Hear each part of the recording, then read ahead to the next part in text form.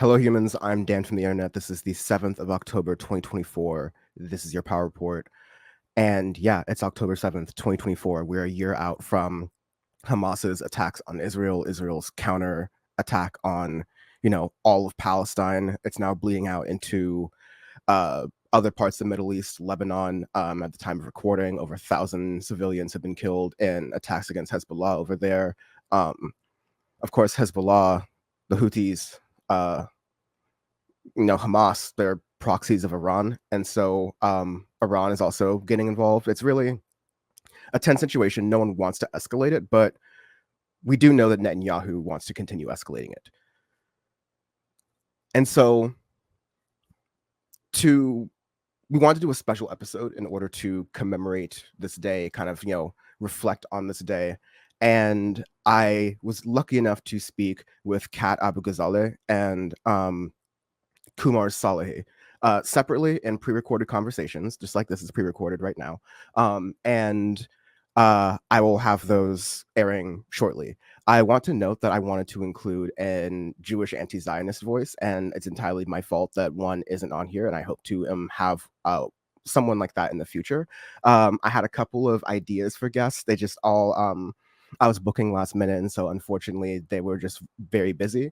But I think that, where we are in the movement right now, speaking especially around like Rosh Hashanah, it's the Jewish voices that have been saying the vast majority of Jewish voices who have not been calling for continued tragedies and assaults in Gaza, and that to be done in the name of their beliefs, their culture, their religion. Enough can't be said about how important that those contributions have been. And I think we get to that in some of these interviews here. So please check out all of the guests at the places that they are talking about. And I have a flight to catch. So enjoy these interviews, please. Thank you. I'm joined with Kat Abu Ghazaleh now. Thank you very much for being on. Just really quickly, while we're starting right now, can you tell folks where they can find you? Yeah, so I make videos about right-wing misinformation and debunking it and making fun of these assholes. You can find my explainers and reviews of things like Rob Schneider's comedy special on my TikTok and YouTube. That's Kat M. Abu. For all my other accounts, just go to my link tree. My last name's really long. Yes, and noted good host Dan from the internet has a difficult time pronouncing it. So You're doing please great, go sweetie. I'm trying. Yes, please check Kat out at all of those links.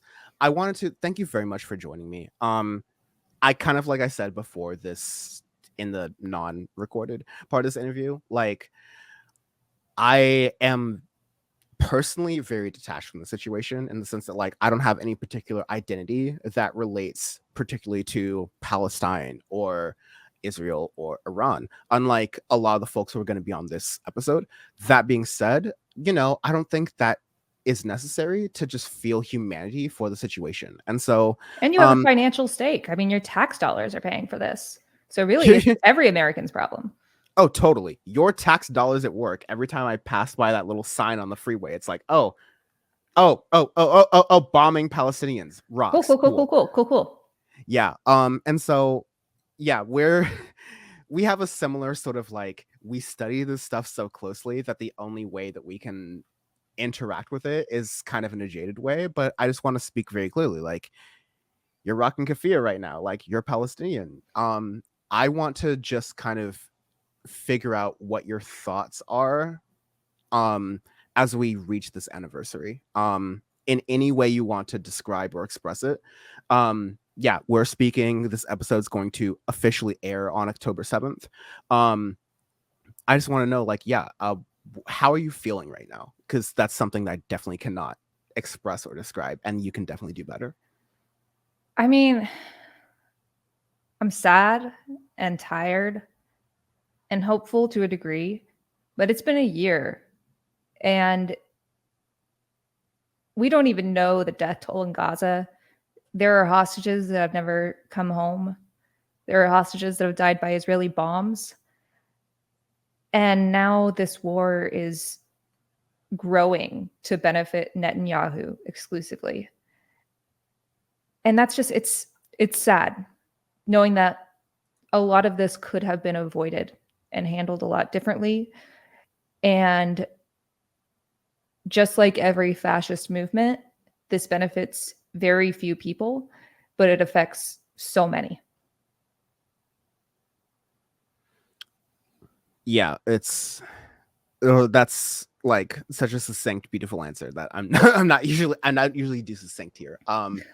So yeah, it's just been very difficult seeing so much of what you said. Like, yeah, I think myself and a lot of people just even viewing this feel that Netanyahu is continuing this as more of a personal, like, how do I keep this type of thing going way, and not, as though they're any sort of solution way. But the most conservative estimates say that 40,000 Palestinians have been killed in the past year since this incursion. And We're that stopped now counting like 6, 7 months ago, maybe more. absolutely, yeah. That's why I consider the most conservative estimates, because there Mhm. are other estimates that put the numbers way past like 150,000 at this point. Right. And so, yeah, I just want to like in this moment, especially because with your work, having a lens towards the media and how the media is interacting with this moment. Have you felt that through this time your opinions have changed at all? Like, again, I'm doing a bad job kind of like, stating the question, but like, No, I totally get what you yeah. mean. Yeah, I think the biggest thing that's changed for me, I've always been keyed into this issue as a Palestinian person. And I think on the positive side, the thing that's changed is that this is the only time I've seen people care for this long. Israeli war crimes and the apartheid state have been going on for decades at this point, and Americans just didn't know. Um, I oftentimes would tweet, here's your reminder that Palestine is still not free or that Israel is an apartheid state. And I would get very little blowback, at least from people on the center or left. Ben Shapiro would sometimes quote tweet it and call me an anti-Semite, but that's it. Um, so I've been Sorry to interrupt, but the same guy who said that Arabs like to bomb crap and live in open sewage and then like post a I'm fake the apology racist. about it. Yes. Like, yeah, I'm the of course, racist. you're the Yeah. racist. Of course. Yeah. But keep going. Look at all the sewage around me. So like on the positive side, I really didn't think when October 7th happened and when the immediate aggressive response happened, I thought this would last for like a week or two of people even paying attention. And we're a year now. I wish we weren't. And I wish it didn't take this many deaths to get people to realize where their tax dollars are going. But that is a good thing. On the other side, I truly did not, I expected from large media institutions to, use the passive voice when talking about Israeli strikes on civilian populations. I expected them to, cover up certain things. I expected Biden to support this. I didn't expect so many people that call themselves liberals to spew some of the most racist garbage I have ever heard in my life. Like, to Palestinians in general, especially, but also to me, which was just fascinating. Like, I had people who called themselves liberals that would have one of those, signs in their yard saying, like, no human is illegal. Like, we believe in In science. this house, we believe. Yeah. In this house, we believe. And then they would like DM me and be like, if you ever went over there, you would be raped and murdered. And it's like, whoa, whoa. Or like, someone told me that I should never have children because I would murder them in their cribs and then eat their corpse. So yeah, I really didn't expect such. I'm a progressive. I know that the American liberal movement is more conservative than a lot of our allies and other, states in this position. But the full mask off racism was shocking to me. But as far as, the goal of just having equal rights for people that lived there, that had their homes taken from them, of, not having bombs raining every day, of trying to reach some type of equality and peace, that hasn't changed at all in my views. Right. Yeah. I mean, I'm so sorry. And in a way, I can't fully relate We to. were saying before, well, you can. We were saying before we recorded, Um, I was talking to one of my Black Jewish friends of like, is this how it felt in 2020 of like getting so many texts from, well-meaning people who were like, how can I help? I'm so sorry, all of this stuff. And she was like, yes. And now I get to go through it twice. And that's definitely how it's felt on this side. Plus, the racism that Black people experience all the time. No, yeah, but like I think even with that we described, thank you for describing that during Black Lives Matter, all I got were white liberals and white quote unquote progressives being like, I'm sorry, how can I help you? I didn't get the thing that I imagine you got, which is like maybe a couple of like, I'm sorry, can I help you? But also like, do you condemn hummus? Like, do you like all this other stuff that's like Insane. the presumption of you being a terrorist, which I think is what this gets to, is that like Americans, the standard, not the person watching the show, not the people watching and engaged in left political media, but a lot of people just equate Palestinian with terrorist in the same way that we equated Americans, we speaking as Americans, equated Iraqi or Afghanistani or so many other sort of nationalities or races that frankly Americans don't even have like a really solid grasp No. on. We took these things as being racist, or we took these things as we hate them for their race, and And they hate us we, for our freedoms. yeah, and that's definitely something that I mean, I'll just say it. Niggas been in America for a long time. Like that's just genuinely not an experience that we had even during the George Floyd I mean, I'll speak for myself. Even during the Floyd protests, I didn't even have that. So like there was no one going, do you condemn the loose cigarette sellers or whatever? Right? Like there was It's no one so doing that to me. weird.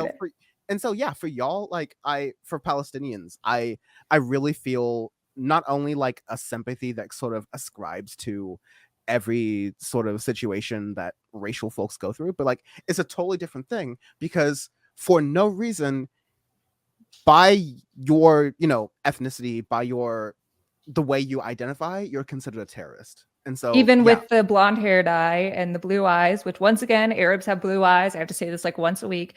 Um, I mean, some Arabs are Semites. That's like I just gotta remind people like, hey, who some yes. I want to just be like, hey, the Crusades happened, right? Like people stayed there. This is how genes work. Um, but like I grew up in Texas. I grew up in Texas with the last name Abu Ghazaleh, and the racism in the last year is like I had a girl in high school tell me happy 9/11 every time there like 9/11 happened, the anniversary. I did not expect to still be dealing with this as an adult from people that I would consider colleagues or allies. Um, but propaganda is a hell of a drug. And some of them have, walked it back. I mean, like growing up conservative in Texas, like I know that. I know that all of this is to make people think that way. But it was still surprising. yeah, I mean, I admire, I think, through covering media and doing all the things that you do, you've sort of like like I have when other people talk to me about these things, you developed a sort of like core and sort of like shell, right? To like be able to Yes. handle these things. But you know, you have to do that working at like a place like Media Matters, or like covering Tucker Carlson, or a lot of the things that you do and a couple other folks who've been on the show do. Sorry, my cat just found the paper bag next to my desk and has decided this is what she wants to do. Here, kitty. Yeah, no, it's all good.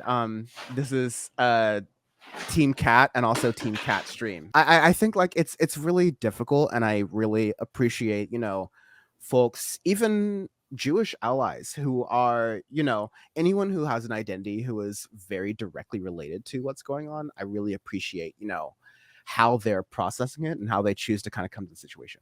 I mean, like, I just want to be very clear, and I've said this even way before October 7th, but like Jewish allies are the most crucial, have consistently been the most crucial in the fight for Palestinian liberation. And they've showed that over the last year.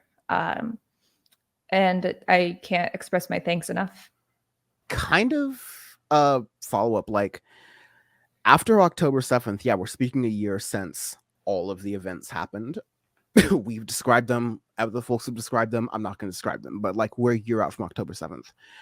Has anything about your worldview evolved? I know as a Palestinian American that your views on this have kind of been set for a while, and like, the realities of the situation are a continuation of a long set of history that, frankly, at least to me, I had decided my calculus on this a long time ago after seeing documentaries and films and learning about what was going on in Gaza.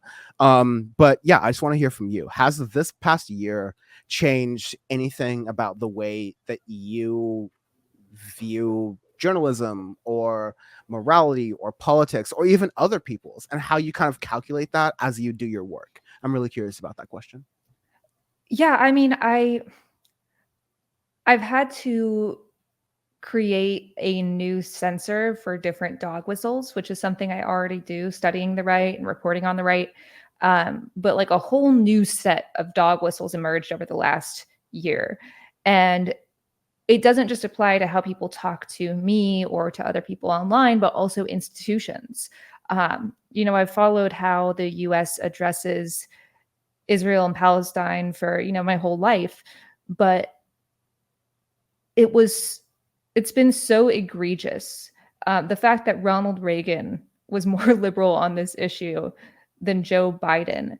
Um, so I confirmed a lot of things that I already knew, but it also showed me just how set an entire government is willing to be, and an entire movement, like a fascist movement, is willing to be if it means getting more domination. For the US, it means keeping influence in the Middle East. And I don't know, it's hard to say it's changed, but it's been so much more obvious.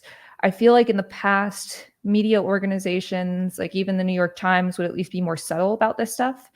Um, but a report just came out in Al Jazeera talking about different Arabs and Arabic speakers and Palestinians in newsrooms, like producers and stuff, trying to stop misinformation from getting out. Remember that calendar?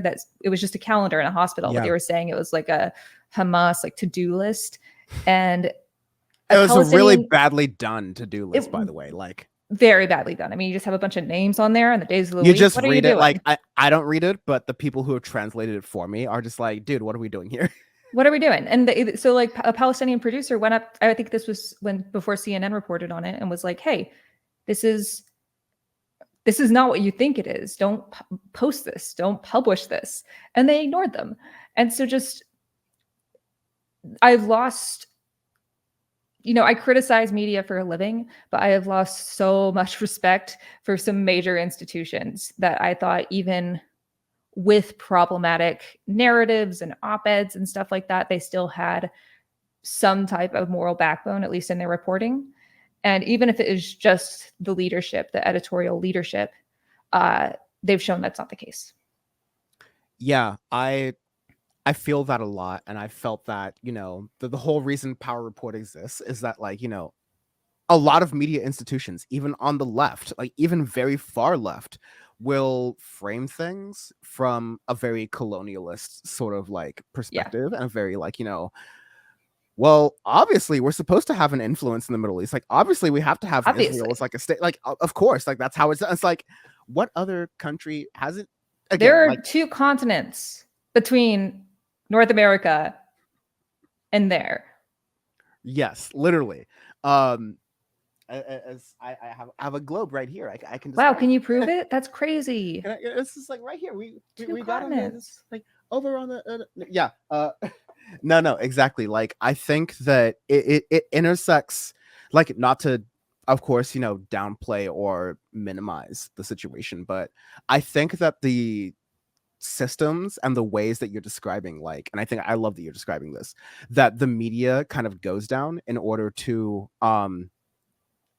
you know ascribe away, or Yeah, stenographer away the American uh imperial state, and how it has proxies such as Israel. I think that's often kind of like written away, and a lot of the work that you and others are doing are like trying to kind of get at that and poke at that.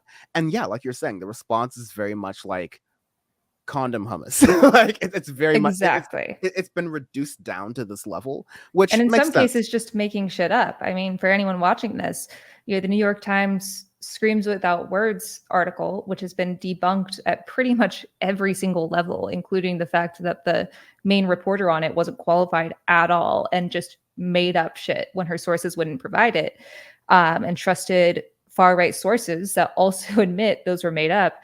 They've essentially manufactured consent for the slaughter of civilians. And subscribing to the New York Times and even their games, like the New York Times games, playing Wordle and all that stuff, that gives money to them. So just remember that. Cancel your subscription if that sits wrong with you. A New York Times subscription is the like morally the same as like Chevron to me. Like it's the same sort of stuff. And I exactly had like someone ask for like they wanted to interview me for something, and I was like, if as soon as y'all, you know, apologize for that article and admit that it was incorrect, that multiple places have debunked, absolutely not. no, the New York Times, like people should realize, and I think our audience knows this, but like there are people I disagree with strongly and vehemently who maybe you do some research, maybe I used to work for them, who have been aggressively slandered by the New York Times. I'll just say this example right now. Cenk Uygur, I used to work at the Young Turks. He was running for congressperson or whatever, and a New York Times article said that he agreed with David Duke, the leader of the KKK, the Ku Klux Klan, one of my least favorite fraternities, Kappa Kappa Kappa. And it was saying that like Cenk Uygur agreed with him. And listen, Cenk Uygur has had some like regressive problematic opinions, has had and has like let's just not just like put that on the table. But in that interview, I saw that interview even before I worked for TYT. The point in question was like, oh, of course you agree with that. I'm sure, like it's a very jank way, like it's a very common way of people expressing sarcasm. And Right. like there's no human person, especially a journalist, who cannot see that clip and not Right. go, hey, dude, that's sarcasm. Cenk Uygur does not agree with the Ku Klux Klan. Like, let's Right. just play. And like, I think people see, like, this is just something I saw, but I think people, regular people every day, see this in little examples all the time where they're like, oh, I cannot necessarily trust the New York Times at the paper of record, quote unquote. I cannot necessarily trust them at their word. And it's a shame because they have some incredible journalists there. Absolutely. And Yes. that's one And of the incredible things. journalists have left because And of these incredible specific journalists have moments. left Yes. because of it. And that's one of the things with like these, big papers is they, push a lot of shitty op-eds and do stuff like this. But, when it really comes down to it, they can do some really great reporting, some groundbreaking stuff. And yet the New York Times, especially, has shown that at one of the most consequential, maybe the most consequential story of the year, they're not willing to do that. Right. So yeah, I think kind of what you're saying, like you're very disappointed from the Very. yeah, like journalistic world, especially in the western part of America, where I mean, the western part of the world, including America, where we seem to, selectively decide what our morals and values are. Yeah. Speaking of selectively deciding morals and values, let's shift to politics for a little bit. Ooh, lighter. Yeah, exactly. Literally in the exact same framework. So I think on the left, again, as vast as it is, the concept of what Kamala Harris's strategy is, and vis-a-vis what she would do if she were to be, inshallah, elected in 2024. I believe that of the two literally feasible choices, I love the third party candidates, but thanks for playing. It's October. Please stop. Of the two feasible candidates, I see a presidential candidate as an opposition sort of figure, and I personally, and a lot of the communities that I'm a part of, would prefer to have Kamala Harris as an opposition figure compared to Donald Trump. You don't have to agree with that. You don't have to disagree with that. It's all good. But I just want to ask, what are your thoughts on Kamala Harris's approach? Yeah. A lot of times she's ascribed to be a continuation of Biden's policies. I'm personally someone who believes that the vice president don't do shit, especially when it involves like foreign policy. That being said, I think, I don't necessarily agree with the perception that just because Joe Biden is currently president and Kamala Harris is currently vice president and also running to be president, that she has to necessarily cleanly ascribe to Joe Biden's political positions on any issue, especially on foreign policy and especially on continuing, as you said, to fund as American taxpayers with taxpayer money, continuing genocide in Gaza, and now it's expanding to Lebanon, the West Bank. We're not getting serious attacks in Yemen, but Israel is actively engaged in a conflict with the Houthis, and so who are, whatever opinion you have of them, very popular within Yemen. And so, yeah, I'm kind of thinking like, do you think that Kamala Harris, as someone who, I'm sure you're on the left, I'm sure you want the best position for the left to be, for the next 4 years. How do you feel about Kamala Harris's choice to like pivot to, let's play it safe, let's play electoral, let's keep it very demure, and let's Yeah. not talk about the human rights of Palestinians and a lot of folks in the Middle East? So I think there are a few parts of this. I think electorally, it's a bad strategy.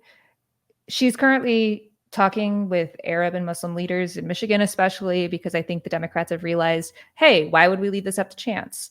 I have an entire document of statistics like these. For example, in Pennsylvania, I believe the number is 67 or 57, either way, more than a majority of undecided Democratic voters in Pennsylvania would be more likely to support Kamala Harris if she supported an arms embargo.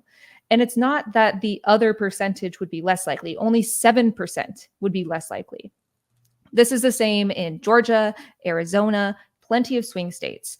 And in states like Wisconsin, there were more votes that weren't for Joe Biden in the Democratic primary than there were for the difference between Biden and Trump in 2020. So I think electorally, this is a bad strategy. I think it's old. I think it's tired.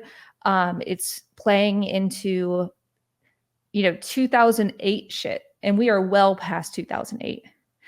I do, and I want to say I'm not here to preach or to tell you who to vote for. I will say Joe Biden is uniquely aggressive on this issue. He's publicly called himself a Zionist. He said some really racist shit about Arabs over the last year. Kamala Harris, in contrast, in this administration before she was running, was pretty much the only person in Biden's administration, like in the executive branch, that mentioned Palestinian human rights, that frequently brought up aid in specific ways. I remember in one interview where she talked about sanitary products for women in Gaza and the lack of access, which is something that I don't think I heard from anyone else in the executive branch. So I was really surprised that she's taken this tact. She's been willing to listen more than Biden, but isn't acting on it, or at least not acting on it publicly. When someone came up to her at the rally and interrupted her and she said, I want to hear what you have to say. I'm speaking right now. It was very middle of the road what you could go with that, but it's a lot different from Biden, who would probably roll his eyes. There's a part of me that's hoping that this is like a Jimmy Carter move, like acting really aggressive on this. She keeps mentioning, our lethal military and stuff. It seems like such a tone shift from the first person in the Biden administration to even say the word ceasefire. I'm not pretending she's some messiah for Palestinian rights, but it seems like such a tone shift that it must be some type of specific strategy. I don't know if that strategy is to continue that in office to consolidate more power, or if it's to use that to get in power so that way she can wield it. I'm hoping it's the latter, but I don't know. And I think it's cowardly for the Democratic Party, not from a human rights perspective. Like, let's put that aside. Like, no matter your thoughts If you on can. this. No, but seriously, no matter your thoughts on this, if you want a Democrat to win, this is a bad strategy. Just like Joe Biden being the candidate was a bad strategy. I had so many people, a lot of the same ones that called me slurs and stuff over the last year, who attacked me so much when I said Biden should step down after the debate. And now they all have Kamala Harris in their Twitter header. It's listen to us for one goddamn time. Don't have us push you to the, or not even push you. Don't walk to the edge of the cliff and then blame us for falling off. You need to listen to your voters, not only because like you could win even without Michigan. You could.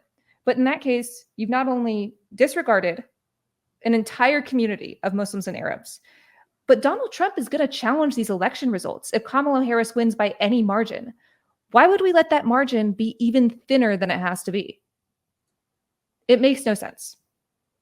Right. Like I've long as a pundit sort of separated like reality versus what democratic strategists, the people who work for the party actually. But she's gotten rid of some of those and you can tell, but I don't know why she's listening to the others, because this is obviously an unpopular issue. You can do you don't have to say like Palestinian liberation. You don't even have to do that, but to say, Israelis, for the most part, he's gotten a bump in popularity since bombing Lebanon, but for the most part, Netanyahu has been a massively unpopular figure across the world, including in his country for the last year, because he is using this war as an excuse to keep himself in power. And so I don't understand why you wouldn't frame it as we're here to support Israel and we want to support the people of Israel. And that's why we want to provide support, but we need Netanyahu out of there. Listen, I don't absolve. Someone hire me.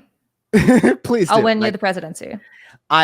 I'm firmly of the belief that if the Democratic Party just hired leftist pundits, that they would sweep the elections like in Ronald Reagan 1980 style. Like it would rock. It would be so clean. But yeah, go ahead. No, that's it. I think she's showing willingness to engage on this topic. We've moved so far to the right from anything since the Nakba. Like it's insane how far we've moved to the right on this topic. And she's bringing it back a little bit. I'm not sure if you saw her 60 Minutes interview, but she avoided from, she was asked, do we have like any influence over Netanyahu? We're giving all of this. And she framed it as we're trying to protect the Israeli people. And then he asked, well, what about Netanyahu? And she said, I think the better question is to ask about the Israeli people. So it's clear she doesn't support Netanyahu, but this could bump her up in the polls.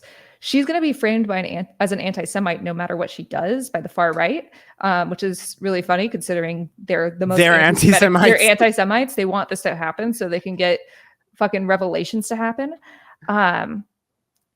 So why not follow through with the idea of democracy? Why not support what the Israeli people want? And why not support what your people want? Your citizens, your voters, your taxpayers. Yeah, I see I see like a political, to me, my analysis, which I've gotten into some arguments with some of my close friends on the left, but it's all good. This is all just like prognosticating. It's not like real arguments, right? But I just don't think Kamala Harris ever set out to be the kind of leftist that she was forced to kind of play as when she was running in the primary in 2020 to compete against Bernie Sanders, who was the hot rod. Like, I think she's a politician, like a capital P trademark politician, in the sense that she will lick her finger and wave it in the air and figure out where the wind is blowing and make sure that she is positioned in whatever way the wind is blowing. And I don't necessarily think that's a bad thing. I just think that it's necessarily even that she doesn't even I think she has beliefs, and I do think that those are on the more progressive side, but I'm not sure if she will act on those if she is being told not to. Because the wind is clearly flowing to the progressive side, even if we're defining progressive as like not dropping bombs and getting hostages home. Jesus Christ. But like she does have, when she was in the Senate, she has a fairly progressive voting record, especially compared to, at least in America. So I will say as a Californian though, As a yeah, absolutely. it's the same thing. It's the same thing with Right. Greasy Gavin. Like I get a lot of shit because I've been criticized as a Gavin booster because I believe he's a talented politician. That being said, I've lived under the Gavin Newsom regime, and I'm like, y'all need to know something. Like my photo with Kamala Harris is at the California Democratic Party. Y'all need to know something about California Democrats. Y'all need to know something about blue state Democrats. There's a I've seen lot them less up close. risk to vote progressively in the Senate than to be in any type of to be like AG or to be Not governor. not only is there a lot less risk as, a California Democrat voting in the Senate or being the governor or whatever, but there's also a secret thing of like, yeah, you're the California Democrat. This state is run by Democrats. It's almost always going to be.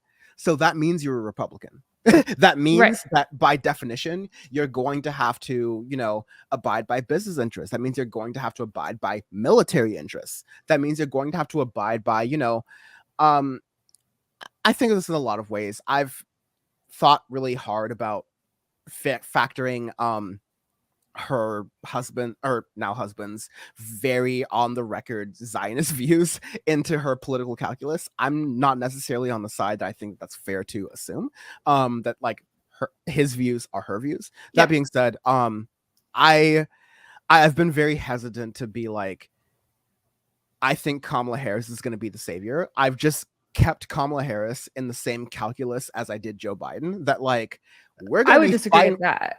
Go Because ahead. like All I before, want to say is that, like, we're gonna be fighting all these fuckers. I'd rather be fighting Kamala Harris. So I think that like I my calculus is that I don't know, and I'm not willing to like state to whatever audience that I have that I know. But please right. go ahead.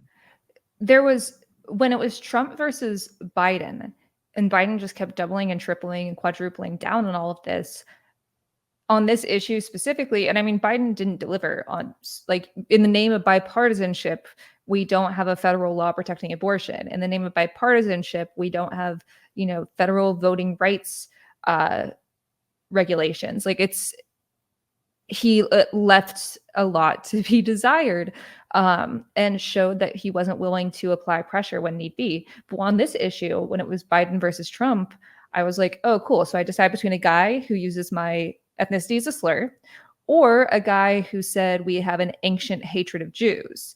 He did say Hamas has an ancient hatred of Jews, but Hamas is not ancient. So what race are they? What ethnicity are Right. they?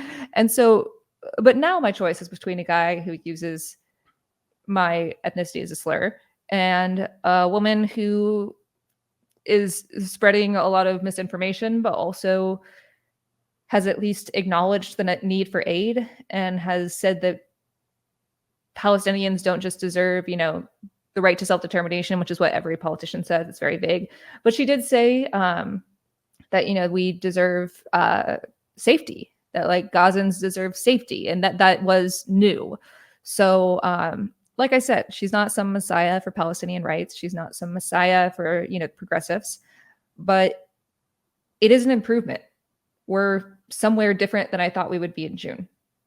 And I am now considering that maybe I don't have to leave the country because the most likely AG pick has said he would throw me in a gulag.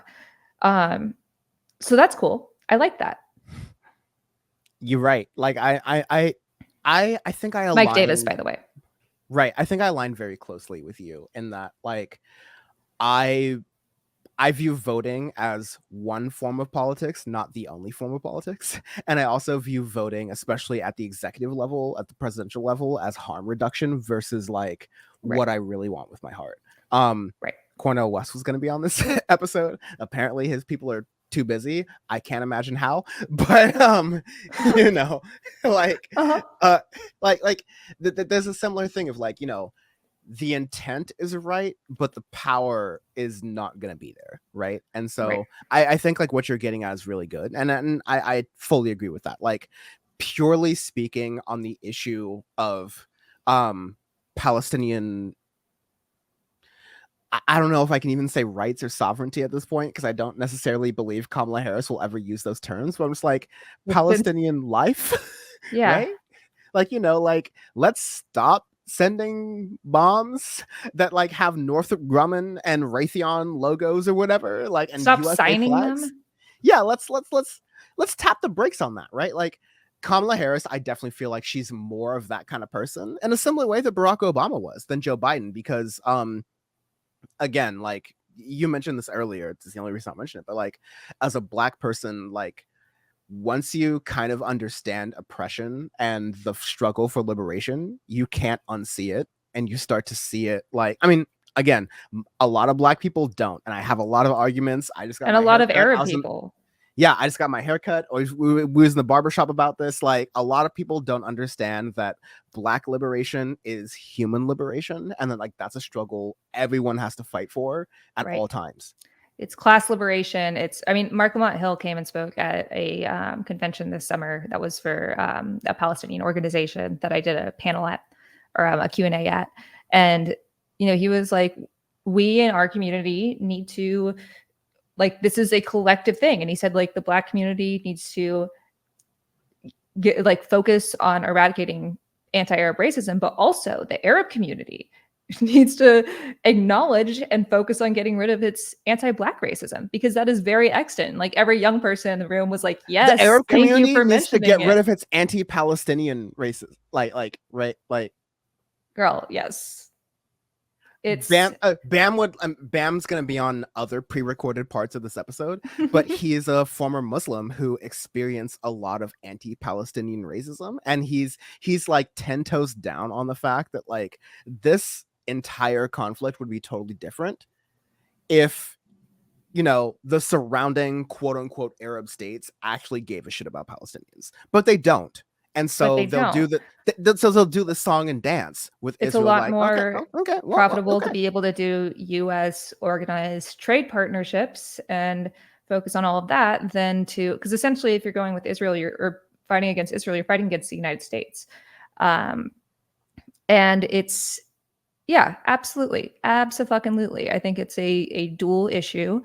And there's also an issue in like the Palestinian community that I wouldn't necessarily say needs to be villainized. I'm not even sure if I'd call it an issue, but a lot of Palestinian immigrants, the vast majority of Palestinians are part of the diaspora because of the Nakba. They were forced from their homes. My grandparents were victims of the Nakba. My dad was born in Kuwait, and then you couldn't really get citizenship there at that time unless you were had ties to the royal family.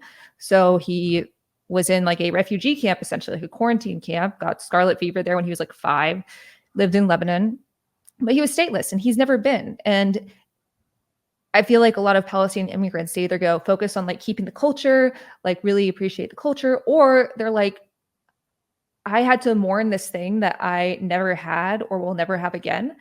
I don't want to force that on my children. So as like a kid, he was focused really on like assimilation. And that's a very common thing in Palestinian American communities, and like especially like Palestinian Western communities.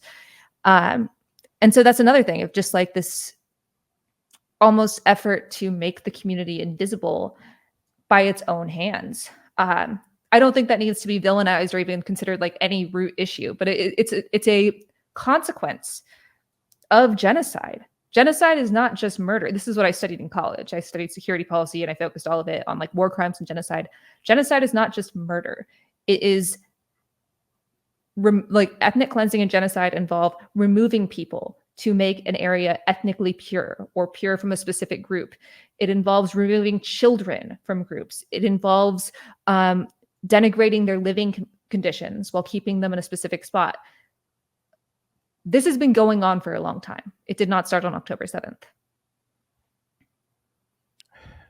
Very well put. And I'm sorry, like every fact that you're like talking about is just like personally devastating, again, as someone who's not directly involved, even identity, but like I don't think you need to be involved directly by identity to also feel the humanity of the situation. And that's kind of why, a year out from the events of October 7th and how that has been discussed in the media and in politics and in the military and etc., like that's why we're having this conversation.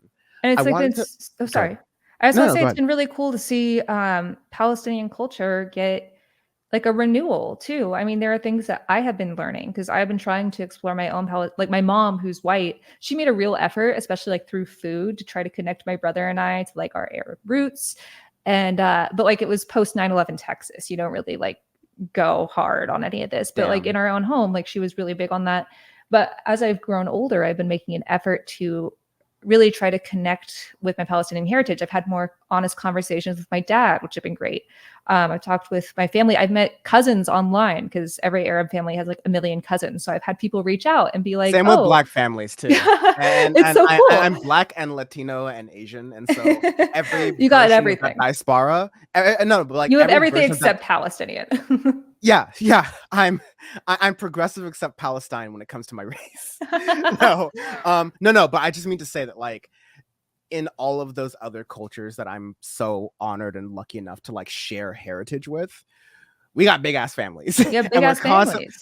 we're constantly learning about that history, and so I definitely relate. Please And continue. it's like at that conference I went to, there was this woman who was just like basically a carbon copy of my grandmother. She was like 4'11", and she was like Abu Ghazali. I knew an Abu Ghazali, and like told me about all of these people that she grew up with from my family that I will never meet. That in some cases were killed by Israel, and but also seeing this culture permeate the mainstream. I went to the George Washington University encampment.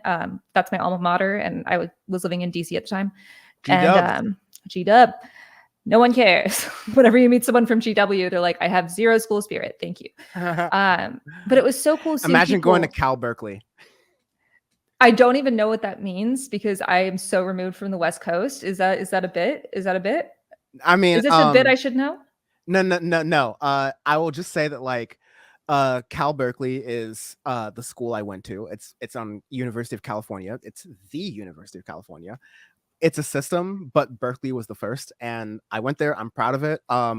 We're also like the hardest. Literally, Ronald Reagan made his presidential example out of Oh UC yeah, yeah, Berkeley. yeah, Yeah, absolutely. for the free speech protests and like saying Right. like, "Hey, yo, I'm gonna literally send California's National Guard with tanks Insane. to harass these college students for protesting on something that like, you know, again, I'm gonna try to like not value judge, but I think Palestinian liberation is also very important, and also what they're protesting, the Vietnam War, and also those things like are very important, And right? these And Republicans encampments. have a tested. The Republicans have a tried and true like not just agenda, but also a history of attacking these sort of things.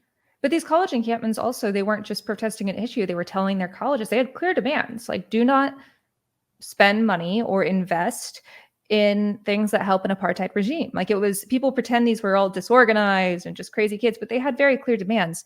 But the GW encampment was it was the most beautiful protest experience I've ever been to. I saw people of all ages and races and genders and wearing keffiyehs. It was so cool. I saw, people sharing different foods. There was a group of Muslim students and there were, right-wing media there. And all of these students and professors and fellow protesters joined hands in a circle. So that way, they couldn't get Breitbart to film them. It was a very beautiful experience. And, people were passing out sunscreen, water, food. Like everyone was there for each other. There were even some Zionist counter protesters who came and took some of the food. And we were just like, all right, if you need it, go for it. And it was a very beautiful experience. And so, yeah, that's just, I just want to note that. No, I think it's important to note because Also buy a keffiyeh. They're super comfortable. Everyone should have one. I mean, you're rocking it and it's great. It makes me want to buy one. You should. You can have one even if you're not Palestinian or Arab. They're basically a giant scarf. You can use them. They're great. I feel real weird about it because like as a Black person, I felt some type of way when like non-Black people would wear like I'm not wearing it right now, but like I have a lot of like African Yeah. clothing like inspired by, the stereotype is Nancy Pelosi doing the kneel with the Yes. kunte cloth. So like I don't want to be that guy. Oh, But I hold on. also I'll do a old grandmother impression because this is the exception in terms of like don't culturally appropriate stuff for your own gain. But Habibi, it's comfortable. Do you want mine? You want mine? I can go change. Do you want this? You can have it. Do you want mine? oh my gosh. That's I literally you God. just being here is an honor, but even that expression is an honor. Because I just kind of associate that with my own grandmother, and it's a similar sort of like habit. Like, take mine, I'll get another one. It's all good. We're all good. Take mine. You cannot leave my house without food and a gift. Um, spontaneously, sorry to put you on the spot, but Yeah. do you know any places where folks, even myself, could maybe get a kafia in a way that also is benefiting, like that money, that those dollars are also benefiting the Palestinian cause? Yes. So kafia.org, and this way it's spelled Kufiyya, is a Palestinian kafia company that's made by Palestinians. They sell out a lot, but they restock frequently. And you can also, there's like a Palestinian museum in DC that sells them. There are lots of other outlets that sell these kafiyas. So if you just go on that website, KUFYIA.org. Kufiyya. IYA. There you Yeah. go. I'm just gonna make a little KUFIYA. IY. IYA. Yes. God. IYA. Why is that so difficult for my computer to do? I was just gonna do KUFIYA.org. Right? Yes. Okay, I was just gonna put this on the screen here. So Oh that no, folks KUF1I. Oh, KUF. IYA. Oh yeah, that's my keyboard messing up. I'm sorry. Thank you You're for doing catching great. that. We're doing great. Thank you. But there we go. Perfect. KUFIYA.org. Check out the link you see on the screen right now. I also just said it and I will say it again. KUFIYA.org is where you can both benefit Palestinian cause and also get one of these stylish kafiyas that And get it in any color. It doesn't need to be black and white. The red and white ones were usually associated with like socialist movements, which are kind of fun. But there are lots of colors and it's fun. Get whatever fits your outfit.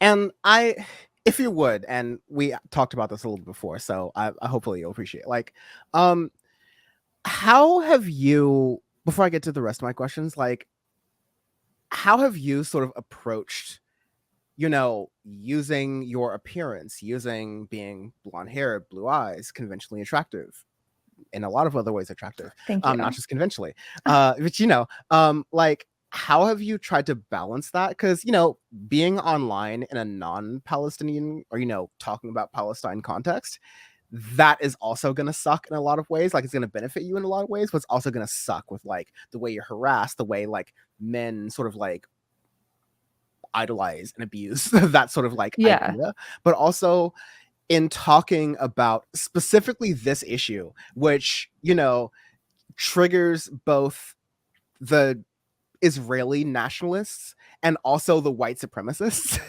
As a blonde-haired, blue-eyed woman, Fake how blonde.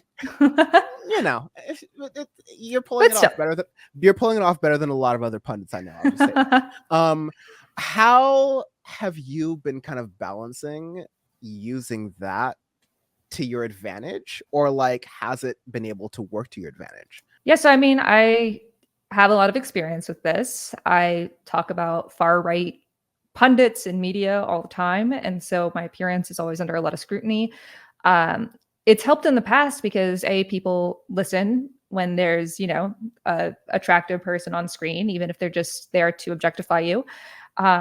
In several cases, I've had literal Nazis message me and be like, I was watching your stuff to jack off to, but I was de-radicalized because I actually heard what you were saying, which is both disturbing and good, I guess.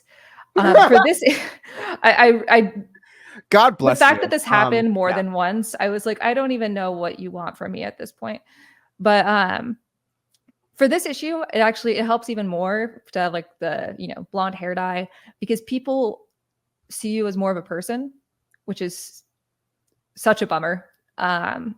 I had someone from high school that was like, "Oh wait, you're Palestinian.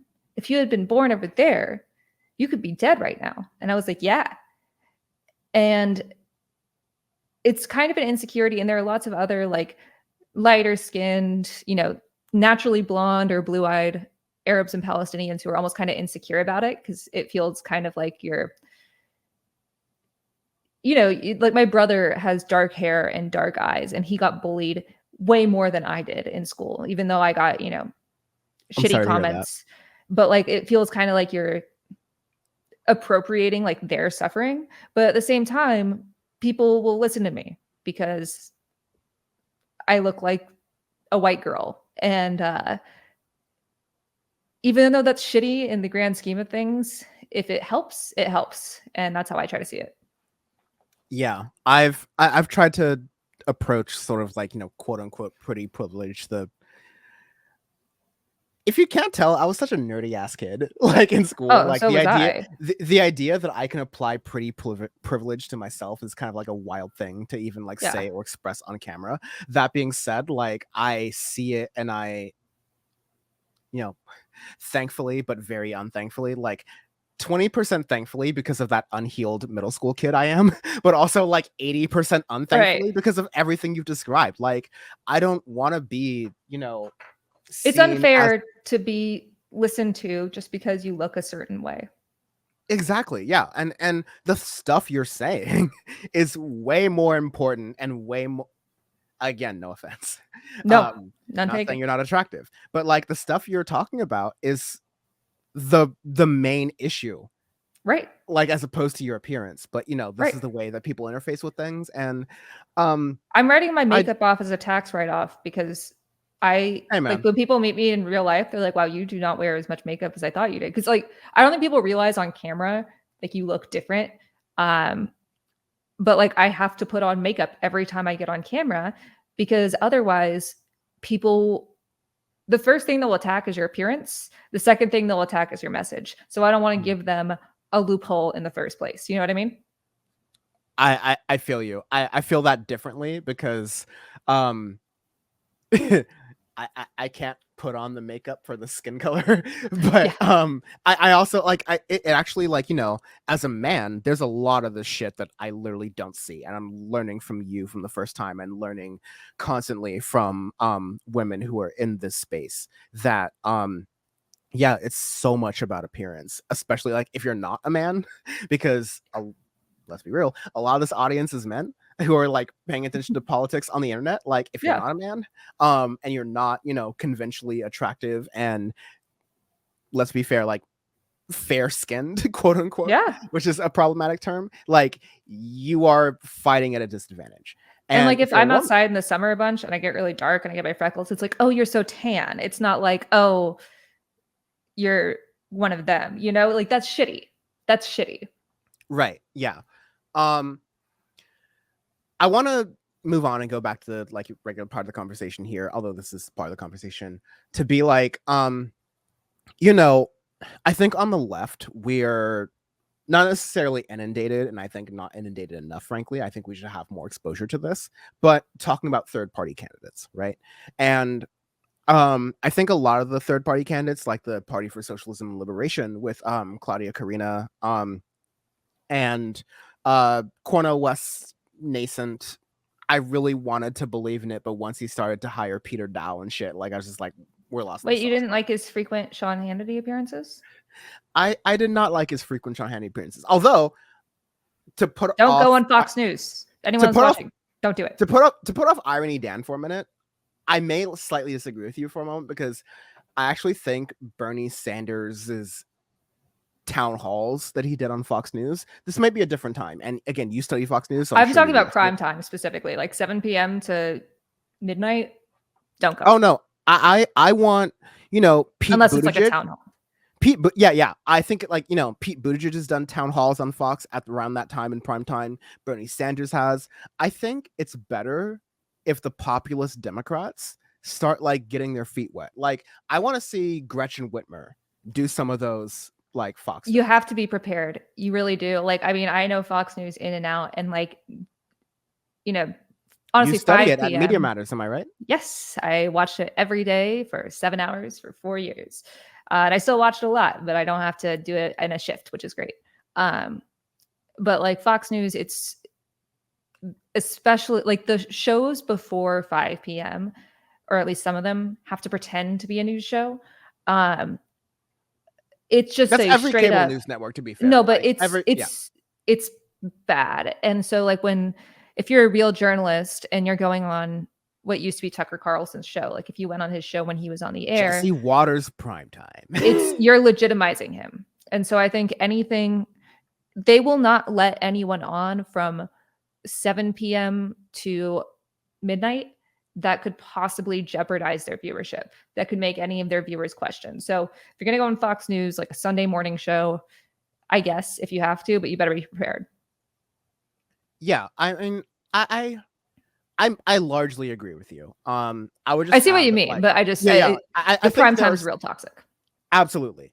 I think still, because I've seen it in real life with like people, I've literally just like, I'm watching Fox News with Republicans in their house, and I see Bernie Sanders on Fox News in prime time, and they're like, oh, what he's saying about healthcare is actually like I think if you are a talented, like, and again, like these Newsom are a killed lot it in the DeSantis debate, but like most Democrats that would go on Fox, which I don't know why we Greasy did that. Why Gavin, the baby, fuck did we Greasy do this? Gavin. Greasy Gavin. Uh, But don't go on if you're not prepared, and don't yeah, go on if you're going to be, if you're trying to suck up to the host. I 100% agree. I think only the best Democrats in terms of messaging should go on to Fox News. But I also think, like, I encourage the best Democrats in terms of messaging to go on Fox News. Yes, it legitimize, like, I fully hear your point about legitimizing Fox News, but at least I will Go for say voter that, outreach, not for yeah, I will exposure. say that, like, of all of the things that you could accidentally legitimize, I would feel much more strongly about your point if this was like Newsmax or One America if they're still around. Probably not. I haven't heard from them in a minute. But like, if this was like a really small outlet that didn't have any influence, I'd be like, not worth your time, Gavin. Go fuck Ron DeSantis's wife. Like, I don't care. Like, that's your thing. As a Californian, I appreciate some of past Gavin Newsom's policies, but he's gone like mad conservative for a while. But literally, I always try to avoid politics when talking about Gavin Newsom. I just try to describe him as the guy who fucked his best friend's wife. And that transcends politics. That transcends politics. It's like, it doesn't matter if you're a Democrat or a Republican. The point I'm trying to make is that you cannot trust this man. You cannot trust this Donald Trump Jr. ass, slick haired, greasy Gavin ass man. And like, whether you perceive me as a Democrat or a Republican, or whether you are a Democrat or Republican, like, I just need to get clear. He fucked his best friend's wife. I wouldn't fuck your best friend's wife. I would. I would hope that you wouldn't fuck my best friend's wife. If you did, good for them. But with like, consent. you know, everyone's with consent, of course. Yes. But like, you know, and I'm sure Gavin Newsom's practicing consent. Sure, right? But you know, and you know, if it's an open relationship, God bless. I get it. But yeah, like, I think when we're getting back to the Kamala Harris thing, and you know, the whole politics of it, and you know, the third party, you know, alignment of it, yeah, I get a lot of what Kamala Harris is doing because she's playing the safe route, because she's like, I'm already Black and Asian, and super sidebar, but let me just say, because I haven't really said this on the show, as a Black and Asian man, this has been really rough for the past couple of months of like Black people telling a Black woman that just because she's part Asian, that she's not Black. Like, that sucks. There's a lot of like you know, like there's a lot of stuff to work on, right? But that being said, like, that's a benefit of the Palestinian diaspora, is like so many of us are mixed that no one's like, oh, you're not like, I've never had someone tell me that that's Palestinian. Yeah, you should come to my family reunions are the most like, it's more racist than Fox News in the 2000s. Like, it's hilarious. It's so hilariously racist, but like, we all out here. Like, we got Blacks, we got Mexicans, we got Salvadorians. The Mexicans and the Salvadorians literally had a war with each other. Incredible. At the same time my parents were born. So like, we don't talk about that. Incredible. So it's a mess. But no, yeah, like, I'll kind of like dig further into that one question. Like, are there third-party candidates that you have, I mean, like, yeah, what are your opinions on third-party candidates who are kind of leaning with Palestine as an issue, especially when swing states are, you know, there's a lot of Muslim, Arab, Palestinian voters in places like, when we actually do this episode live, I will be in Minnesota. And so, you know, in the Midwest, in places like Minnesota and Wisconsin. And so, how do you think, especially as we're coming down to the wire and we're looking at these states that have huge Muslim populations that also happen to be swing states, how are you personally thinking about Kamala Harris's strategy of I'm not going to rock the boat. I'm just going to try to keep it cool. I'm not going to say anything too controversial, because Israel Palestine is like literally the most controversial thing I could talk about as a politician in America, frankly. And I also think that there's room for her to show courage, especially in these swing states, to galvanize some of these voters who have been, frankly, ungalvanized by the actions of the Biden administration supporting the continued war crimes going on in Gaza. And so, yeah, I just wanted to get your thoughts on that entire thinking of if there are third-party candidates who are doing the right thing, slash if you think Kamala Harris is like on the right path right now. I think it's admirable to stick to your morals. At the same time, the third party candidates that are available right now have a lot of not to say, like, once again, not trying to lecture or anything, but if Donald Trump does win, their goals will definitely not happen either. And also, some of them have very sus affiliations. I think what the uncommitted movement did which was really, really smart. I think what they did was really smart in that they said we are Democratic voters and we are trying to have our voice heard. And so instead of giving our base a reason to go to Donald Trump, we are buying you time to do the right thing. And it looks like Harris is at least thinking about it a little bit. I mean, she went over to Michigan to talk with Arab leaders, so it seems like they're finally realizing. Just this weekend, yes. Just this weekend. They're At like, time of oh recording. shit. Yeah. They're like, oh shit, we can't maybe it's not a good idea to just disparage an entire community. But in swing states that you need to win. That you need to win. And that, like, if you have a smaller margin, Donald Trump will challenge it. So I don't really have any interest personally in any of the third-party candidates right now. And personally, I don't have any interest in helping Donald Trump win. Once again, this is personally, I can't fault, especially other Palestinians who are like, my whole family is dead. I, in good conscience, can't vote for this person that is second in line that was like, the second most powerful person in the country, technically. Yeah. So I'm not here to lecture anyone Genocide or anything Joe, like that. Keller, Kamala, like same thing. I'm like, I have my own opinions about voting. Yeah, I mean, like, power, I think, but like, I can't tell someone who's in that position. Yeah, I can't do that. But at the same time, I think that the willingness, especially of like white people, to just say, well, this is the only issue, is frustrating. When they make things about, like, there are so many online leftists, and I know that this is going all to online leftists, and so I might be talking about some of you, but like, they learned all of this stuff about the conflict, which is great. I want people to be educated, and I'm always for like more people coming to the side, but then they have made it so, like, we're still in America. You know what I mean? And before we had, if you're voting just on this issue, we had two candidates that were going to do the same thing. And now we have one candidate that will do that same thing and one that might not. And the third party candidates I don't think it's wrong to run as a third party candidate. I think that we should have more parties. I'm sorry if I'm rambling here.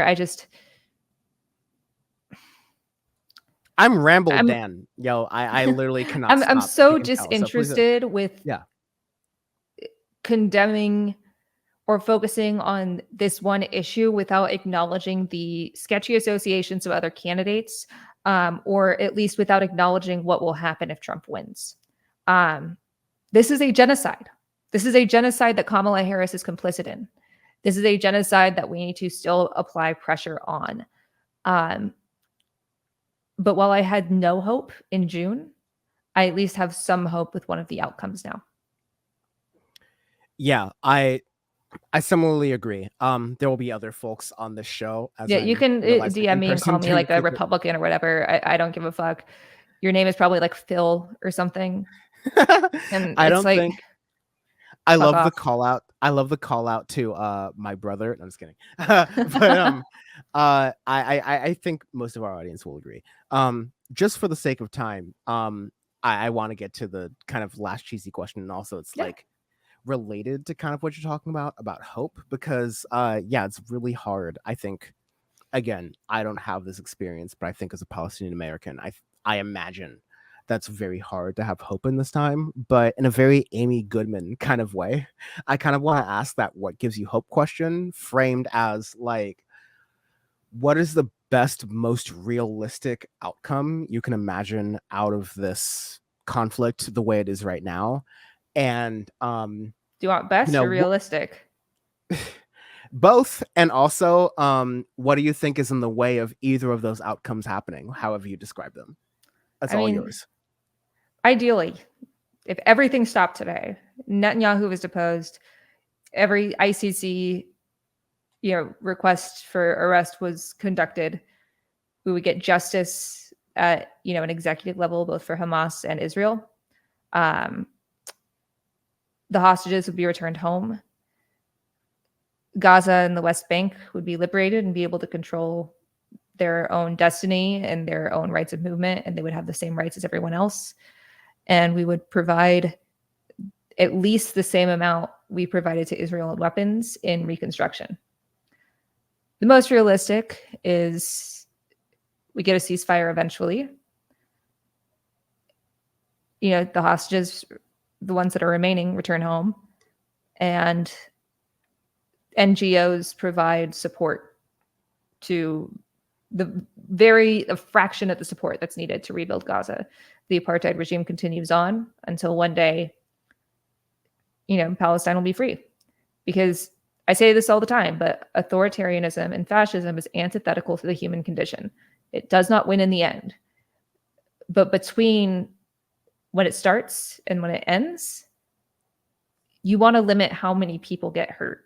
And we're not doing that right now. And what's standing in the way is just an unwillingness to apply pressure. It's an election year. Netanyahu's pulling a straight up Iran-Contra thing right now, trying to get Trump in office despite getting tens of billions of dollars from the United States. And Biden is unwilling to apply pressure, I think partly because he believes in this and he's a coward. But also, Netanyahu's an insane person. Who knows what the fuck he would do? He's not above fucking false flags. He's not above just launching strikes. He's not above doing so many other things to try to get his way. So I think that's what's standing in the way. But that's kind of depressing place to end. So I would like to tell you about some things that have given me hope this year. Please do. I have been really amazed at people, and you can wear it as a shirt, like I am, or on your head, or as a picnic Yes. blanket, anything. Sorry for folks who are listening on the podcast version. I just put up the Kufiyya.org lower link, third for KUFIYA. exactly as she said, KUFIYA.org. You're so good at spelling. I'm incredible. I'm one of the best spellers. Everyone says this. People are saying this. Sorry, go ahead. I've really appreciated people reaching out and apologizing or being like, I have changed my position. Like I said, propaganda is a hell of a drug, and it's hard to admit that you were wrong on things. I know that. Once again, I was conservative until like 17. I had to be like, oh, wow, I thought really shitty things. And that's not easy to do. I had someone reach out. It's a constant process, like we've said. It's a constant process, and we should always be reevaluating our beliefs and making sure that they identify with what we want them to identify with. But I had someone reach out on Instagram, and it was like I don't know, 40-year-old white dude. And the message he sent was kind of loaded, but I could tell it was in good faith. I've gotten like a kind of sixth sense about that after, years of this shit. And he was saying, genuinely asking, why do you support Palestine? If you like, queer rights, why would you support a country that wants to murder queer people? Why would you, be anti-democracy? Why are you supporting all these horrible things? And so, well, you live in America, so. But I was like, I saw there was like this glimmer of like a genuinely asking, like he felt genuinely affronted on the side of Israel. And I was like, well, just to be totally honest, like I'm Palestinian. I mean, I'm a bisexual Palestinian woman and my family loves me. Like Lebanon, people have mentioned there are gay bars there. Like this is not, people aren't living in the Middle Ages unless they're being bombed to, shreds. And then in that case, you don't have electricity. But I answered very candidly. And then I sent him a link to a documentary that I think is really helpful. It's about Hezbollah and how it affects the United States. And he watched it and he read some of my resources. I tried to focus on like really academic stuff, like nothing, loaded, focus on sources that anyone can agree with. And he got back to me and he was like, I had no idea. I really had no idea. And I just wanted you to know that I have changed my position on this. And, thank you for sending this to me. And then he accidentally messaged me like 2 weeks later. And he was like, sorry, I didn't mean to send that. I was just trying to copy the link so I could send this documentary to someone else. And that was, it really, I still think about it. And I think the world could use a lot more people like that. And I think it has a lot more people like that than we think. I love that note. Yeah, I think that ultimately, I always end this show Power Report by saying the power is always with you, because I kind of believe that. I think the viewers of the show, I think, the audience has a lot more power than they think they have. And, whether it's locally, whether it's, electorally in any sort of way, whether it's just, what you're doing after election day or before election day. I think that all really resonates and it's relevant. And it's really great to kind of hear these, even from your perspective, like these little moments where you're like, okay, maybe there's room to grow for some certain people, to get out of this Ignorance isn't propaganda. on purpose in many cases. In many cases, a lot of people that you think is like, and this is certainly not the case for everyone. And I'm certainly like at a certain point, you have to take responsibility for your own views. But many people that are bigoted don't realize that they're bigoted. They genuinely don't. Like I am from Texas and seeing like so many people I grew up with in my own family. Like my mom and I have gone through this same process together of being like, oh my God, Ronald Reagan was a monster. And we Right. just didn't know. And so keeping that in mind, one of the greatest defenses and strategies that the progressive movement can do is just having people like that meet people who are different from them. I mean, the biggest deterrent against transphobia is just meeting a trans person because you're like, oh, they're just like us. Meeting a Palestinian person, especially if they look like me, it helps. Meeting a queer person, Oh yeah. talking with Black people, doing all of this, educating, but like not in a condescending way, if you can help it. Like genuinely, if someone is genuinely doesn't know, you can't fault them for not knowing. So yeah, that's my piece. Well, Kat, from afar, I've admired a lot of your work and a lot of what you're doing, and also just like the presence to speak on these things. Again, like I'm not the kind of person to like really center my identity and sit in politics. Just because there's a lot that goes with there with me, right? And I know that goes with there with you, and I want to applaud you and appreciate and respect you and show all of the above to you for taking all of that in a, again, I'm not playing Oppression Olympics, but I think like in a really hard context, right? Like Blacks, Palestinians, fight. No. no. But I'm saying like, to take all of those things in a really hard context and start to like, grapple with them and also have the patience to deal with other folks who are, actively trying to, are actively against everything you're saying. Like I admire your drive for doing that consistently on TikTok, on Instagram, on a bunch of different platforms that Kat will describe to you where she can find you very shortly. But like, again, genuinely, I have so much like, I think Nikki Ramirez. One of my best friends. Ghastly, our bestie. She's a previous Power Report guest. Another Fox News enjoyer, so to speak, for Media Matters. She was a Tucker Carlson person before me. Exactly. Yeah. Exactly why I mentioned it. And yeah, y'all do such important work, because there's one thing to watch it, but there's another thing to do the thing that we ended on, which is like understand what people are watching and reach to people, not in a way that immediately turns them off, but in a way that just nudges them enough to start to get to the right place. So You just need the you one do crack. exactly. You do God's work. Everyone at Media Thank you. Matters who has been there in the past, present, and hopefully long future, will, I yes, will continue to do that. And yeah, I just want to thank you for being on here, and thank you for all the work you continue to do. And I just You're want gonna to make ask me you cry. Thank you. as your last question, as my last question, where can folks find the stuff you do? So I make videos about right-wing misinformation and these assholes on right-wing assholes, not just assholes in general, as in the body part. I'm just gonna say, okay. I make videos about Your right-wing time, you're good. misinformation. I make videos debunking right-wing misinformation and dangerous rhetoric and very dumb moments. You can find them on YouTube and TikTok under Kat M Abu. That's KATMABU. All my links are on there because I have a long last name and all my other usernames are different. But I'm everywhere. I'm omnipresent and omniscient. I have a long ass video essay that I'm very excited about that's coming out later this month. I believe the plan is on the 15th.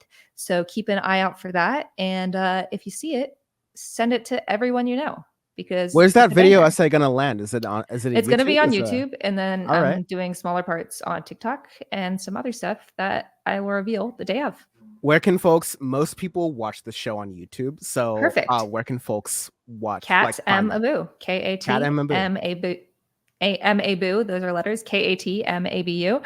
Uh, I do long and short form content. I also do stuff at Mother Jones and Zateo News. All right, Kumar Salehe, from the Delete Your Account podcast. Can you please tell me, in addition to that, anything you've got going on? What you want folks to kind of like get to when they hear more of you?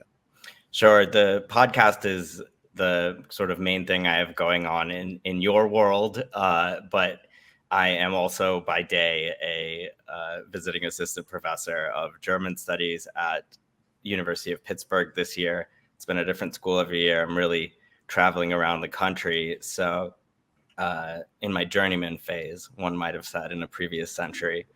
But we are returning to feudalism, so maybe this is just how it has to be for a while until there's like a guild for academic workers. Anyway, I'm joining you now from Pittsburgh, from my barely made up apartment. There's actually, I've cleverly disguised behind me the many boxes that are still waiting to be opened and probably will be for the next few months. But yeah, I am I guess you could say, a long time Palestine advocate. I organized with Students for Justice in Palestine when I was a grad student, both at NYU and later at UC Berkeley, where, again, we had the pleasure of meeting. And I am still doing it somehow. I sort of have had to play it pretty low key with my views on Palestine within the field of German studies, but even that has changed radically in the past year. So a lot of exciting things are happening, and I'm anxious to talk about it with you guys. Yeah, I have a lot of questions that'll go down to that. But I will just say from now, my options for European expat sort of like travel have been limited based on the Israel-Palestine conflict, and I thought that I would be up one by taking your very skilled, very great German classes. But it turns out, because I was a political economy major, and I think that not just Marxist economics, but there's so many political economists, moral philosophers, so to speak, that come from Germany that are really smart, that in the 21st century we would consider to be from the left, that are like really great people. But nope, you've got to affirm Israel's right to exist in order to get German citizenship now. So that's going to be weird. But yeah, I'm just going to roll in with the first question, and then bam, feel free to just like hop in with your follow-ups after this.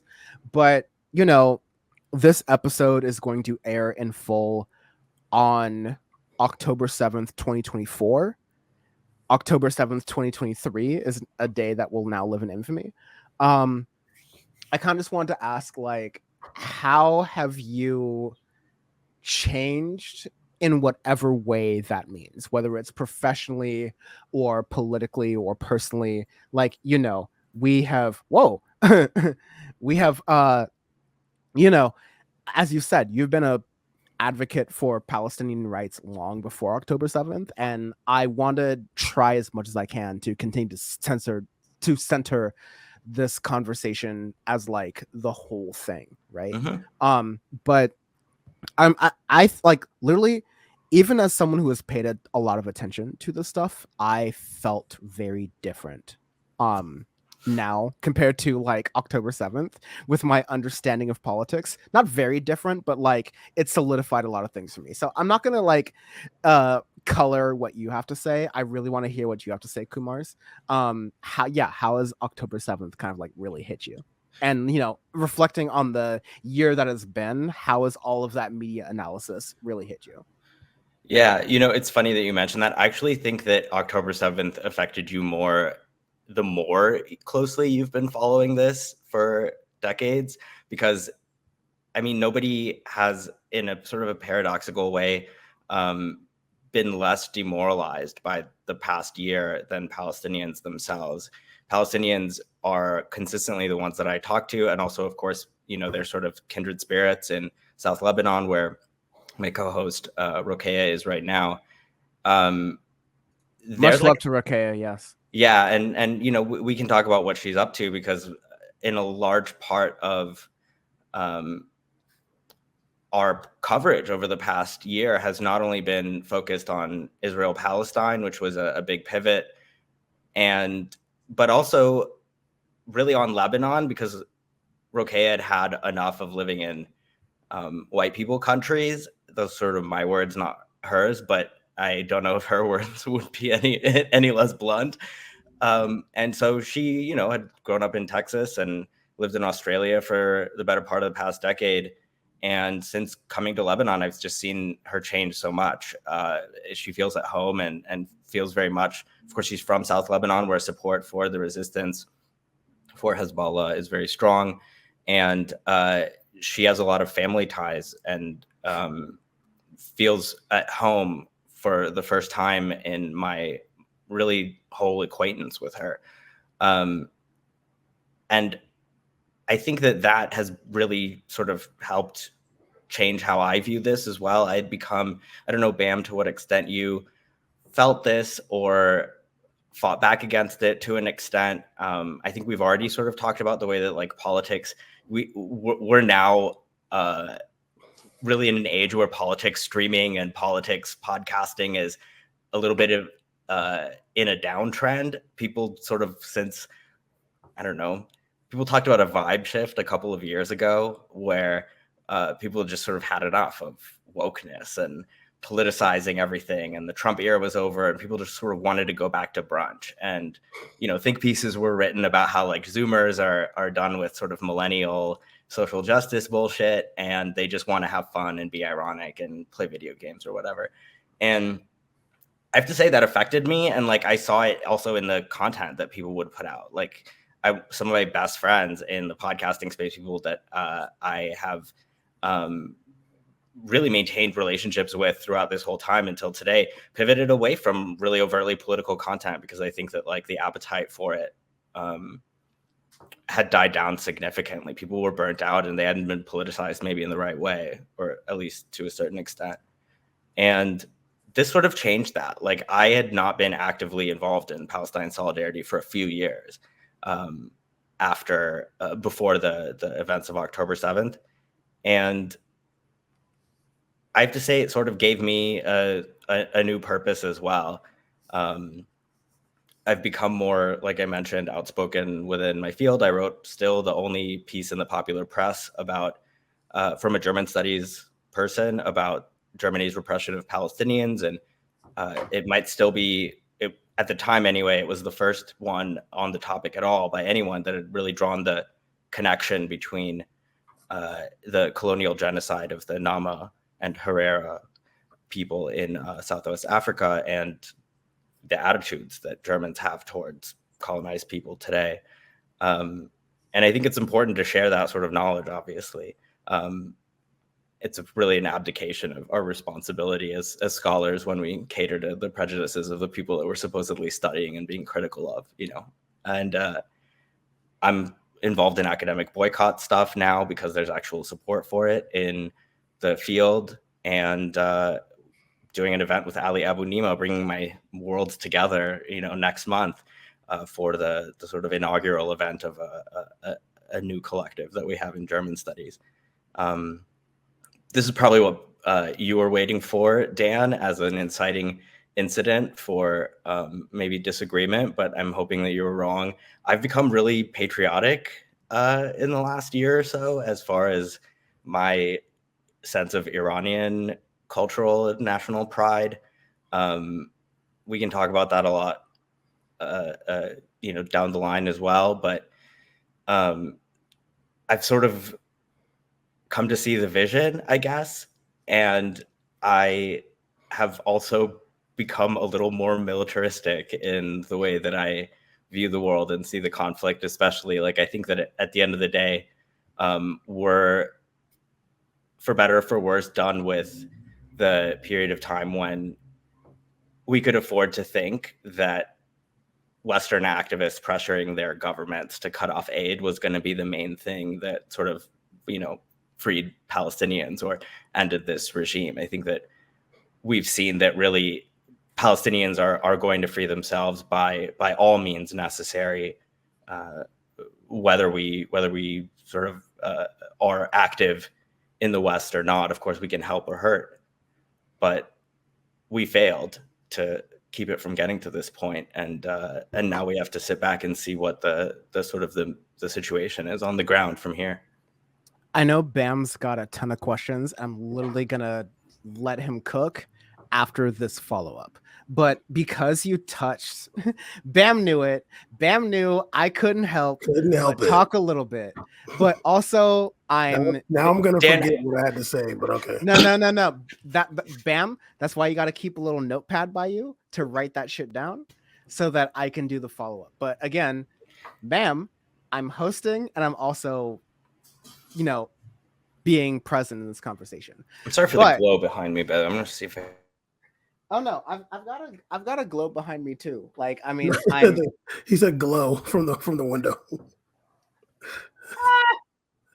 I'm sorry, you're good. It's okay. It kind of looks like I have a halo. You know, over my shoulder. This is the angel over my shoulder.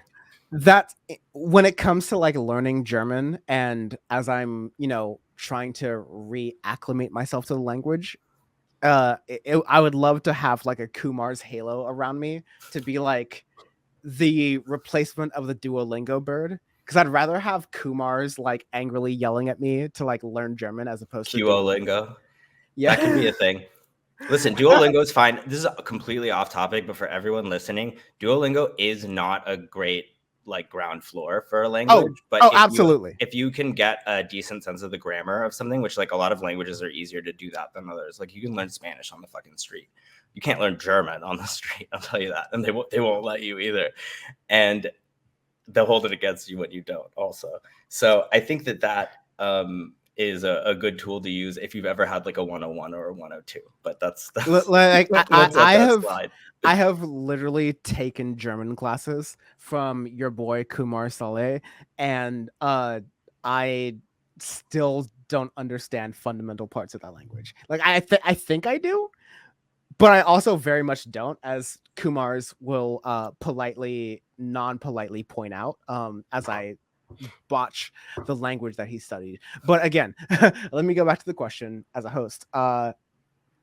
Like, you were kind of talking about a little bit earlier about your opinions and how those have changed since October 7th, 2023, and how those in your community have changed, definitely. And I want to kind of like, you know, you expressed a lot about that, but if you have any sort of thing to evolve on that, and then maybe Bam can ask his follow-up questions. I'm literally going to shut up after this, I promise.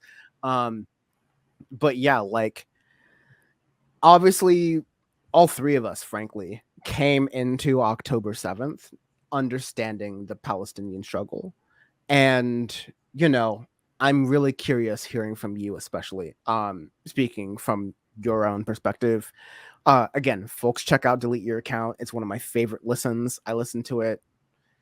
I'm not going to say every week, but twice a month. I'll say that. You shouldn't even say that, because we're lucky at this point if we put out 2 episodes a month. But it used to be weekly, and honestly, we've picked up a new win since we started covering the situation live from Lebanon. But yeah, I used to think it would be decades before we saw anything like Palestinian national liberation like actually come to fruition, right? Decades at least. When Trump did the Abraham Accords, I was having like nightmare visions of Palestinian culture in museums like 100 years from now. And I think is what happened that's changed my view is that Israel sort of lost the PR war on 3 fronts simultaneously. One was sort of security, the idea that like Israel is safe if it wants to be. If they really clamp down and kill enough Palestinians, it can be a safe place. That Israel is invincible, which, you know, again, was always to some extent based on like support from the US. And we can talk about why I think things might have changed a little bit there. And I also think people just don't think Israel is normal at all anymore. I mean, obviously we never did, but that sense of normalcy has largely been lost, even among its Western sponsors. You know, I've never really been able to conceive of a situation where Israel, being as it is a colonial outpost of the West, could actually like coexist peacefully with its neighbors. But now, sorry about that. Now nobody even really expects me to pretend, right? Which is nice. Israel is just like patently incompatible with the Middle East, and it's acting incompatible. It's like super obvious to everyone now that Israel is not a normal country. It's 3 death cults in a trench coat. It's a warlike ethno state. Again, stuff we've been saying this whole time, but I live outside of really busy. This is Pittsburgh. Sorry. No, I feel you. I live off of, not to dox myself, but I live near the Pacific Coast Highway. And so Bam knows there's a bunch of shit happening all the time outside of me. You're all New Yorkers who move here act like this is a village, but to me, this is already like 10 times too much. But anyway, Schuylkill County. We've seen Israel as a global outlier. But I think everyone now sees it not only as a global outlier, but like certainly as a regional outlier, even when you compare it to the government that we've been told is like this fanatical terrorist regime in Tehran. They're the ones who are willing to lose deterrence or risk losing deterrence just to avoid escalation or even killing, if you believe what Israel says, a single Israeli civilian. Now I think this past year has convinced everyone that even the military brass of the IDF, by the way, which I'm sure your listeners are familiar with or your watchers, Israel can't win a conventional war if they ever could. And there's no real way to reverse that trend. Like the method and scale of the genocide in Gaza shows that they know that they can't win a ground war, even against their own fucking prisoners. They're fully aware of this. And you know, it was clear after they ran out of the first 100,000 like active duty IDF folks and had to start drawing on the 500,000 or so reserves that the illusion that Israel was a country that was going to last for ages and ages and become normalized as a settler colonial enterprise. I think there's no going back to that. Okay, Dan, you want to come back into? No, I'm joking. Don't unmute. Don't unmute. Okay. I love your optimism, but I don't have it though. But I'm down though. I wish I did. And I think for me, my biggest reason to not be so optimistic Should I be controversial or should I just say it? The Bam, complete. stop being cute. Just do it. Just say your shit. I'm saying this, but I'm saying it like this because I'm an insider. The complete. Like I'm gonna say it like this, but then I'm gonna just keep it moving. The complete and utter capitulation of the entire Sunni Muslim world. But aside from that, like the reason I'm not so optimistic is because that the Palestinian people have no support from their neighbors. Obviously, you have Hezbollah as a neighbor, basically a neighbor. Iran is like not a neighbor, it doesn't border. But when it comes to Jordan and Egypt, like these are enemies of the Palestinian people. And Syria is like, they can't really do much. And, Hezbollah, they can they, I don't know to what extent Hezbollah can be part of liberating the Palestinian people. I honestly I do not think that they can really do that because like there's shit going on in Lebanon that like they got to figure out themselves. And I don't really feel like there's enough like Lebanese people that are willing to like die for Palestinians. And I truly think like I'm glad you mentioned the Abraham Accords. From what I've heard, Israel's still down. Like they're like, okay, yeah, after this is over, let's get the talks back going. I think it's obvious that Hamas did the attack on October 7th to try to put a wrench in the Saudi and Israeli relations starting to bubble up as they were. We saw that the Israeli tourism minister went to Riyadh and some Saudi delegation, I don't know who exactly it was, but some Saudi delegation went to the West Bank for the first time ever. And like, I don't know if Hamas was like, let's just go out with a bang or like, let's just try to derail this. I don't know which one it was, but I think their goal was to put an end to that at least temporarily. But I don't think it's going to work. The Saudi government, like the powerful countries in that region, Egypt, Saudi Arabia, they don't give a damn about these people in Gaza dying. Like they could care less about that. And they could care less about a war with Hezbollah between Hezbollah and Israel. They're probably cheering for Israel. I'll say this. Listen, I think the idea of disrupting the sort of normalization is very likely as a motivation, right, for October 7th. I do think that it really did successfully reestablish Palestinian agency and that idea of military struggle as a viable option. The way we can talk about that, but Egypt is one thing. I actually will grant you Egypt. I think Egypt is a separate problem. I think Saudi Arabia is a different beast. Like, I think personally, when I think back on when Saudi and Israel were both sort of united in trying to get Obama to bomb Iran, it strikes a really dissonant chord with Mohammed bin Salman came out and said, this is a genocide and it has to stop. At one point, that's all words and it's very nice. And Erdogan has been, talking a good game for a long time as well. We're not impressed necessarily with that. But, I think at this time around, the opportunity for a broader war that's really destabilizing to Iran is here. And instead, all of the Arab countries that have U.S. military bases in them are saying, you can't use our bases to launch this attack on Iran as a retaliation for striking Israel.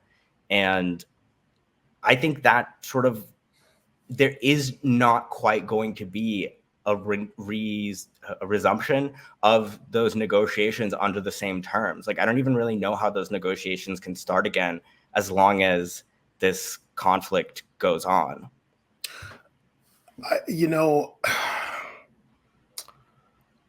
Like I said, you're optimistic, mm-hmm. and I love it, and I appreciate it. But the Arab world does not care about Palestine. Like the Arab street does, the Arab governments do not care. Like they do not care. They don't care. Like I think Palestinian people got work permits legally like 10 years ago in Lebanon. Like they get treated like shit all over the Arab world, Mhm. and it's normal. Like they are the bottom. And I really don't like I think that this plays into the hands of Saudi Arabia, Egypt, a lot of these countries who I don't think that they want to like. I don't think they necessarily want regime change in Iran, and they don't really want to see like they don't want, especially right now, like they don't want to be seen as like aiding Israel outright. But I think that they're cheering for Israel to not necessarily destabilize Iran, but like yeah, make Iran use some of their shit, or like Mhm. make them like feel a little bit of destabilization, and then after, I mean, Netanyahu's a monster, just like the worst person ever. Who knows whenever he like I don't know when he wants to stop his military machine genocide. Like I have no idea, but whenever it does, I guess hopefully eventually, I truly think that just like I think Kuwait or was it? I think it was Kuwait now has like normalized relations with Israel. I think it's just going to start back up, and there's going to be opportunities for rebuilding in Gaza. I think like Saudi Arabia is going to be like, oh yeah, like we'll rebuild this. It's nothing for us, We'll gain some favor, but I just don't really see like honestly like, and I wish that I didn't feel like this, but for me, practically speaking, I don't really see like the liberation of the Palestinian people without the help of its neighbors who are allies to Israel. Okay. I understand. And so I didn't go in on this in the first version of my answer, but the other thing I would say is that like you said the Sunni Muslim countries, and I know you're downplaying the capacity of Hezbollah to really alone, and I would agree with you alone that they probably couldn't inflict that much damage on Israel, but they're not alone. Like I think the one thing that Who else? Ansarullah. You have the Islamic resistance in Iraq, which is carrying out airstrikes as well, right? You have Iran, which I would say if we did this interview a week ago, I would have been a little more sheepish, frankly. But this is, I think this Iran's attack was brilliantly orchestrated, and it gave inspiration to like people, again, in the Arab street, in the countries that are unsupportive of Palestinians. And it affirmed the struggles of people where active resistance is happening. And again, my sort of perspective is colored by how much I'm hearing about South Lebanon, but I also think that South Lebanon is so indicative of how the regional security and national sovereignty of like every Arab country, every Middle Eastern country is ultimately at threat as long as Israel is around. And there is room for, as this conflict continues, I think there is room for even the most craven, maybe not the most craven, but Mohammed bin Salman, maybe, who I don't think is the most craven of Arab dictators, to make a different calculation. And that's long term, and I just think that's a possibility. I'm not throwing it out there as like the main thing, but I think that Shia Islam is something to take seriously. And I say this as somebody who did not think this a year ago or a couple of years ago. And I, like a lot of diaspora Iranians, my parents are flaming atheists. They're very liberal.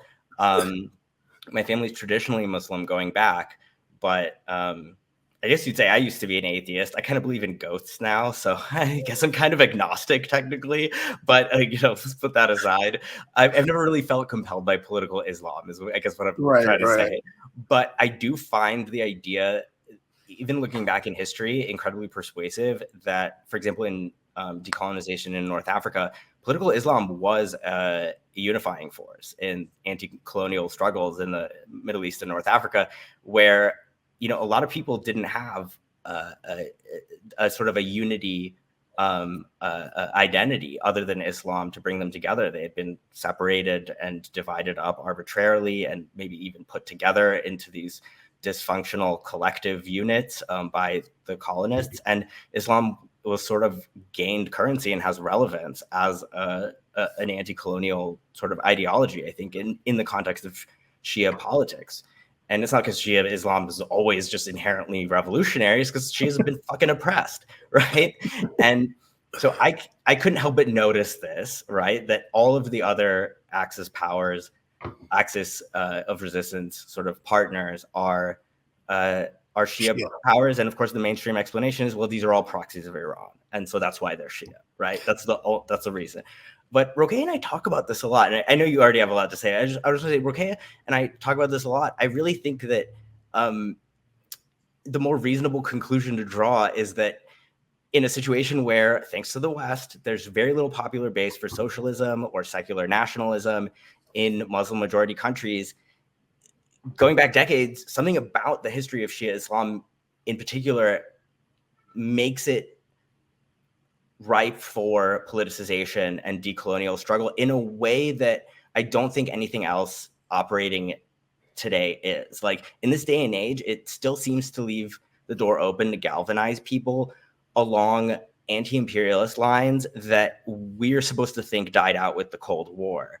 And I just don't see it as in no ways coincidental, as they say, that the last enduring revolution in the Middle East and North Africa was a conservative anti-colonial revolution, and that a Shia government has, at this point, I think Ansarullah is a legitimate governors of Yemen, and so that's a sovereign state. But until now, they've been the only state providing material support for anti-colonial resistance across the region to the I would say also the last enduring colonial enterprise of that post World War II era. Yeah, I don't know if I would call. I mean, I guess you could, but the revolution in Iran, I mean, was it anti-colonial? I mean, obviously the Shah was like an ally to the West, but it wasn't like they were occupied by the West or anything like that. He was an ally, though. I mean, I guess you could frame it. But Iran was never formally colonized, is also a thing. Like, through the Anglo-Iranian Oil Company, Iranians are very familiar with having puppets rob them of their national sovereignty without that formal relationship. And, you know, for better or for worse, the Iranian people, left and right, did see the Shah as an agent of the Western West. imperialism. And I personally think it probably would have come to something like an Islamic Republic even without the coup, though, just because people are so goddamn religious and they need a path to modernization. You know, you can't just, I mean, we can probably talk about this ad nauseum later, but, you know, as a sort of a materialist, or maybe even a Leninist, I sort of see imperialism as the primary contradiction, where we weren't going to get a big left revolution and these sort of like Western style progressive political developments as long as this place, like so many other colonized or semi-colonized countries, was just under the boot of Western imperialism. Like, how are you supposed to have a proper class struggle when you're still trying to support the national bourgeoisie against these fucking, you know, outsiders, right? And so I when I look at, like, for example, things like, obviously a lot of people in Iran think gender is the primary contradiction in their society, and like in isolation, maybe that's right, but like, who put the people that are doing the gender oppression in power? Like, why do they still have so much credibility and legitimacy? Because like, Iran is a country that has been forced to, or was forced to, in some ways, kind of push back against Western imperialism at the same time as it pushed back against cultural liberalism and modernization. And these things got linked because people weren't ready to say, okay, let's be like, you know, socialists or whatever. And so I kind of see that as, I don't know, the best that we were going to do in that situation, given that there was no going on with a Western-backed dictator infinitely. I think people in my parents' generation would, for example, really disagree with that. And so I'm not saying like this isn't the only interpretation at all. A lot of them say things would have just slowly gotten better if we had just known better. than to start something we couldn't finish. And I genuinely don't think that makes a lot of sense, just because, these sort of puppet governments, they rise and fall, and there was obviously enough contradiction with along these anti-imperialist lines, I think, within Iranian society, that it would have gone this way no matter what. I want to go back to what you said about political Islam. Like, I do think that political Islam, and I don't really love that term, but no, I haven't found a better word for it, though. But you, in using it, I do think it is a great revolutionary tool. But I don't think it's great when it comes to governance. That's where you just end up, for lack of a better term, just like going backwards and just oppressing people. And, it's just, it just ends up bad, I think, for the citizenry of those countries. Ultimately, I agree with you. I'm still a socialist, right? Having been Muslim for 10 years and like in that world, in the Sunni world, where I used to always argue with them a lot, but yeah, like I just don't think it works when it comes to governance. And it's funny because in those days I would argue with a lot of my friends. We're all Sunni, obviously. I'm like, well, how come none of the Sunni countries are helping Palestine? Like, my big argument would be when we're in the mosque or whatever, and they're talking about America helping Israel in the West and stuff, and all these white countries. I'm like, well, dude, what about the Muslim countries right there? Like, what about the Arab countries right there? Especially with all your Arab pride, how come none of them help? Like, they don't care. They're also, Egypt is one of the biggest allies to America. Like, get the second most military aid for America. All these countries are American allies. But that all happened because the alternatives were actively thwarted by America.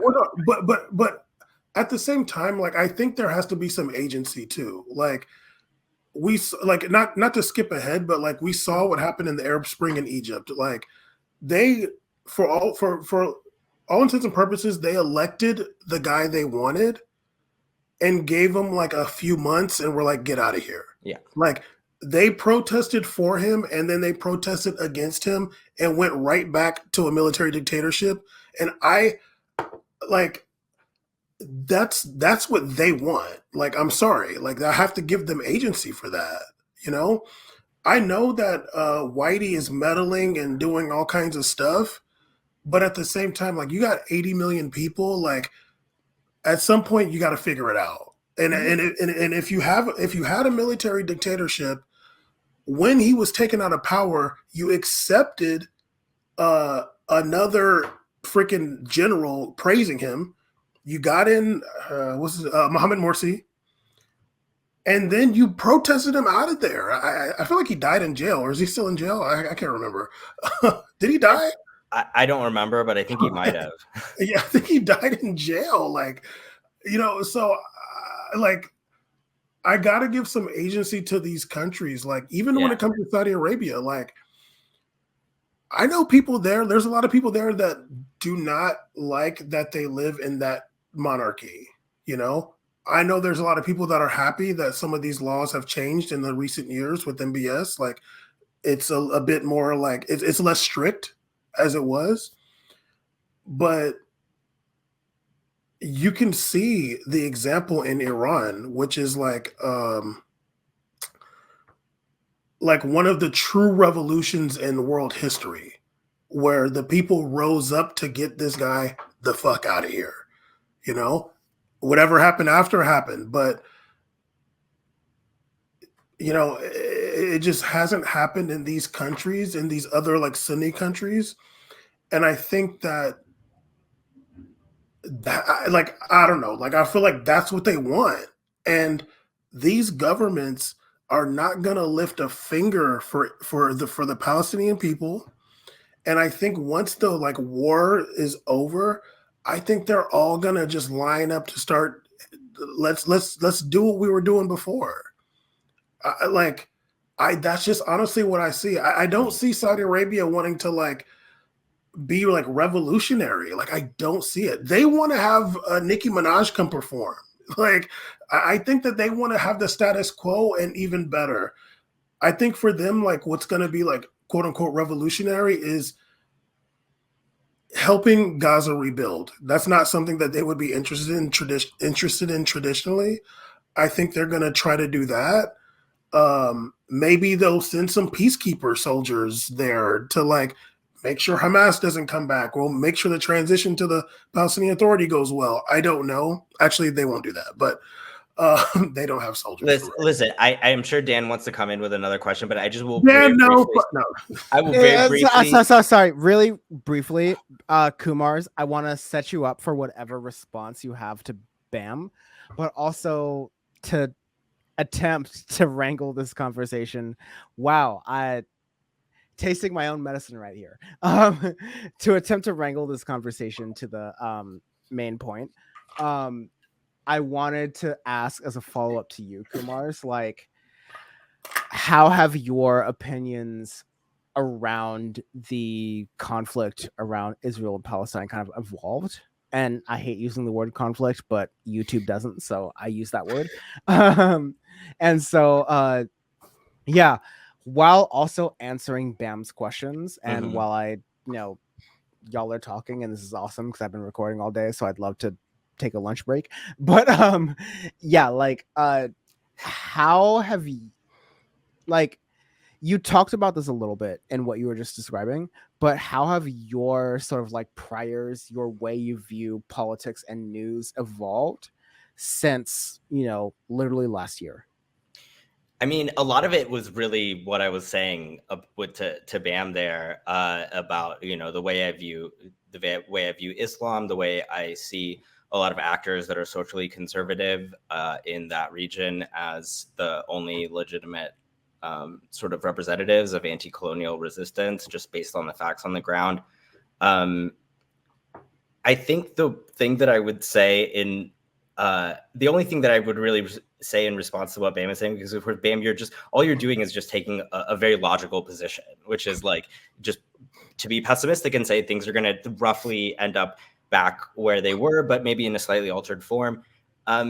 I'm imagining that there is no real off-ramp from the trajectory that Israel is on, where by the time Mohammed bin Salman has to make a decision, let's say it's a few years from now, let's say it's 10 years from now, Nicki Minaj will not go to Israel ever. And everyone will know that Nicki Minaj doesn't go to Israel because the Barbs rose up and were like, we have solidarity, just like everybody else of our generation. We're not going to buy your music if you go to fucking Israel. And she won't go. And there'll be this, I mean, I see the sort of Don't Play Sun City vibe that we were trying to make happen for the entire time that I was active in SJP, finally catching on as like an organic pop culture phenomenon among younger people. And I don't think that's going to slow down. So I just wonder if, and we haven't even gotten to talk about this, but like the economic damage that Israel has sustained in the last year is unprecedented, like by a lot. You had like 34 billion shekels drained from the Israeli stock market since October 7th. I don't know what that is in dollars, but I'm sure it's a lot.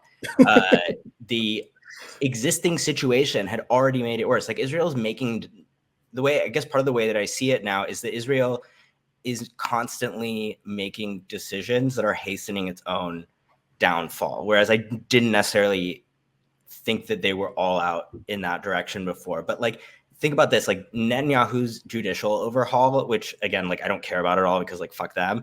But that had already prepared economists and investors in Israel for an economic collapse because it's no longer a fair and reliable place to do business, right? The foreign investment relies on strong liberal courts to protect property rights. And if your legal system is like a tool of religious zealotry, that's already going to make companies think twice about investing.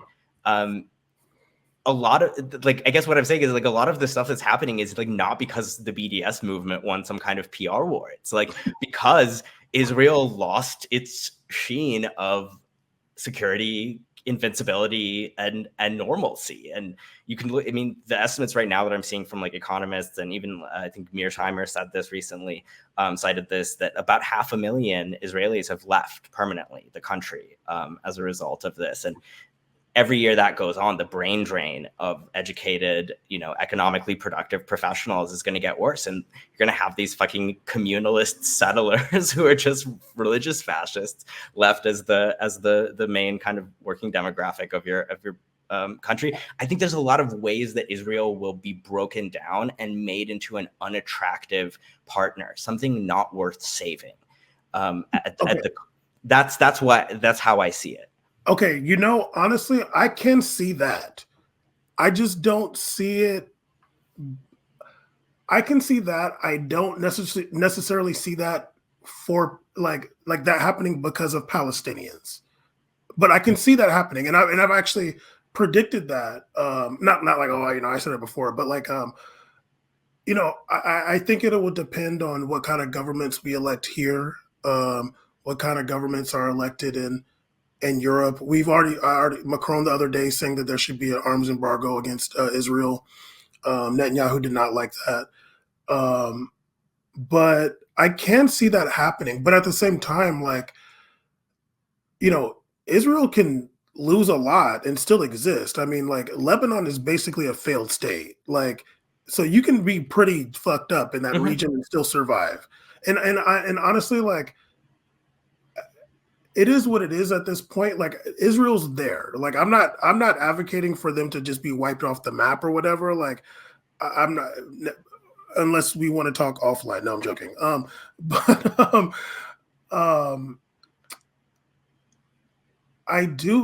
There has to be like some kind of diplomatic solution. And we've talked about it here on Power Report before, like, what has happened in Gaza since October 7th, 2023 is just been like unprecedented level of violence by Netanyahu. We saw in 2021, they were like shooting at civilians running up, like they were going up to that fence and stuff like that. And, and also in 2018 was when that was the Great March of Return, I think. Right. Also. And because like, though, like I remember, because those are like the times I went to protests. Yeah. And obviously we know like who Netanyahu is, but like, I think this response to October 7th is like, for those of us who have been, who've been keeping track of or involved in what goes on in that region for a long time, like you kind of you expect a response, but like this has just been overboard. And in my heart, like in my heart, and this is what I've been saying on Power Report, I really, really hope that those people didn't die for no reason. Like, it just goes back to what it was. Like, I really hope for a better future for the people of Gaza after this, like, 40, 50,000 people being massacred and civilians. Like, to be clear, Israel, like, actually, I just remember something you said, like you mentioned Israel fighting a ground war. Like, I don't think Israel's like ever really interested in actually fighting a ground war. I think they just, we'll send some troops into southern Lebanon, or we'll send some troops on the ground in Gaza. They're not really interested in fighting a ground war because it is like this ethno-religious settler colonial state. They need people, like there ain't really that many people that can come from Russia anymore. Nobody's leaving France to go to Israel like that, or Argentina or whatever.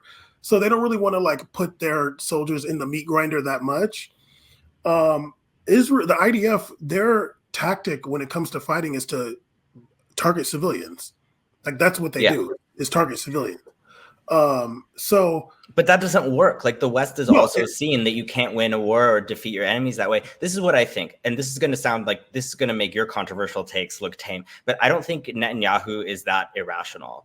Like, I actually think Netanyahu understands how unnatural Israel is, and that it can only exist if everybody else in the region is terrified of it.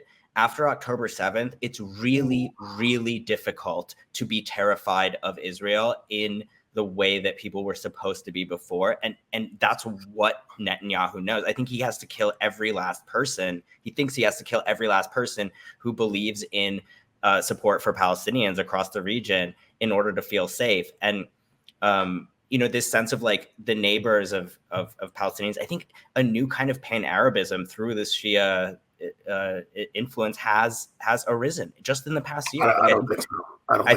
I think the solidarity is real with people in a lot of these places. And we can disagree on that, I guess. But I'm willing to bet I would love it. Changed. I would love it, but I feel like on the now, granted, like I'm not everywhere, but like in a lot of these places, the local imam has a lot of influence over people, and sadly, and I say this sadly, there is a lot of real hatred when it comes to Sunni Shia relations. I know. There's a lot, and there's a lot of people that's like, I don't care as long as like Iranians don't take over. You know what I mean? Like, there's a lot of that.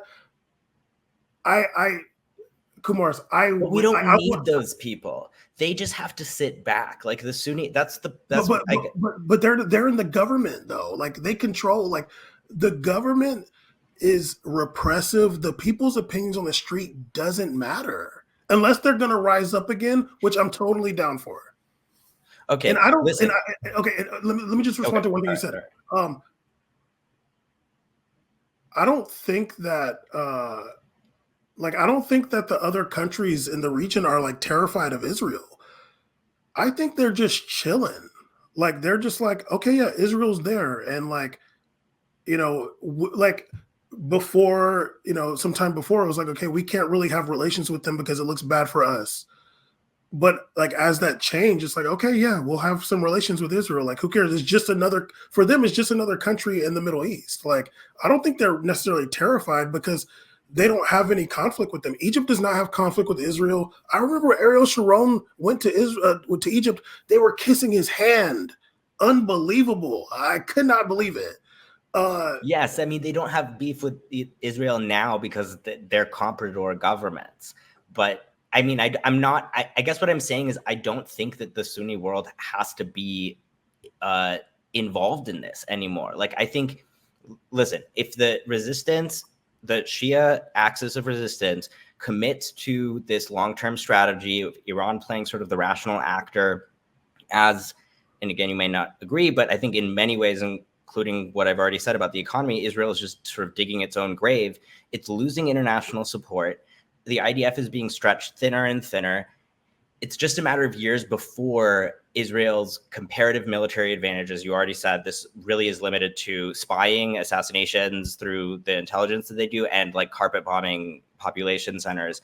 I think that comparative edge is going to be overtaken, if not dwarfed, by the strategic depth of the resistance partners. I don't even think that Israel actually has an advantage over its neighbors. I do not think they have a military advantage. I think if Egypt and Saudi Arabia and Jordan said today we're fucking Israel up, it will be. But that's not what I'm saying. Kumars, you have the last word. Yes. So much. I guess what I'm saying is that just like it's not that important what we do in the West to how this ends, I think that also to some extent the Sunni countries have shown that they are not going to be actively involved until the balance of power is really decisively shifted. And I think that just this axis of resistance can wear down Israel, not only at an operational level, but also to make it more toxic globally and in the region. That's just the way I see it. I think China is also involved here, playing good diplomatic role in Saudi-Iran relations. I mean, they also were the ones that brought all the Palestinian factions together to create a unity government, which is technically still in force, even if obviously the Palestinian Authority can't be relied on to do anything. So I guess that's where I see this going. Is there so many other geopolitical factors as well that won't allow a renormalization of Israel, but we're probably not going to get to the bottom of that. No, honestly, let me just say this before Dan sticks his nose in here for no reason. I'm loving this conversation, and like our disagreement. We'll have to continue it. We'll definitely have to continue. Okay, but hold on, Dan. our like disagreement, I feel like is like healthy and it like makes me happy. Yeah, Because it's healthy for me to hear this from you. Yeah, and I like to hear this from you too. Like I'm like because I wish I felt like you. Like I'm like, yeah, like the Houthis and Iran and Hezbollah and like these a couple of few dudes in in Iraq can take Israel Excuse me, they're the Islamic resistance in Iraq. Thank you very much. So, like a few years ago, these dudes were. Yeah, no, I know. A few years ago, this is just Khatib Hezbollah and like a couple other of their friends. A few years ago, these guys in Iraq were in death squads, literally like slaughtering Sunni people in Iraq. I digress, though. I wish I felt like they could do it. I don't feel like they can do it only because, like, I really think it would have to be the neighbors, like the countries that are surrounding Israel. But I do agree with you on a lot of what you said, and Dan, I'm gonna be done in 2 seconds. I do agree that Israel is digging its own grave. It's way more unpopular than it has ever been. I don't know to what extent like the IDF's resources are being stretched, but like whatever, like you're shooting missiles and bullets, like you lost those forever, you know? So it's not good for what Israel's doing. And I do agree with you that Netanyahu, he's not a dummy. I do think a lot of this is so he can keep his political seat because he's facing a lot of trouble domestically. And I really hate him, Dan. Okay. I love this conversation. Literally, Bam doesn't understand this, but my ideal version of Power Report is that I don't talk and the guests talk, and I just produce the show. Sometimes I think that your ideal version of Power Report is where the guests talk and you don't listen.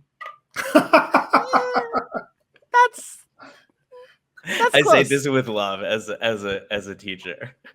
No. I feel that and I hear that, and I'm gonna process that and talk to that with my therapist. But no, it's all good. I want to, center us again. We're gonna have to continue this conversation later. Yeah, for sure. But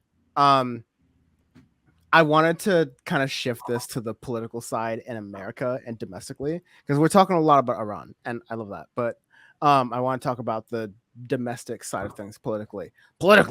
And what are your thoughts on Kamala Harris in general? Because, I mean, Kumars, you set me right in the last appearance of Power Report that you did on like, hey buddy, Cornel West, I know you love him, but don't love him. All right. And like, I've literally like through that conversation and others, I've been looking at Cornel West with even more of a critical lens. And I think folks in the audience will see that I was looking at it from, at the time we were talking.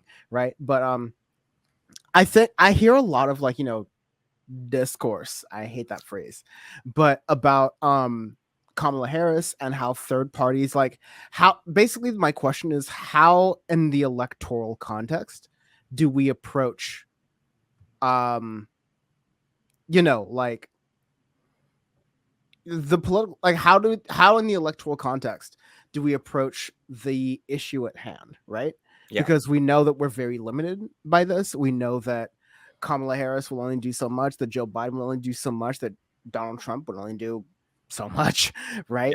And so I feel pretty set about like we're in October. I feel like I know how the election's gonna go. It's either gonna be that way or the other way.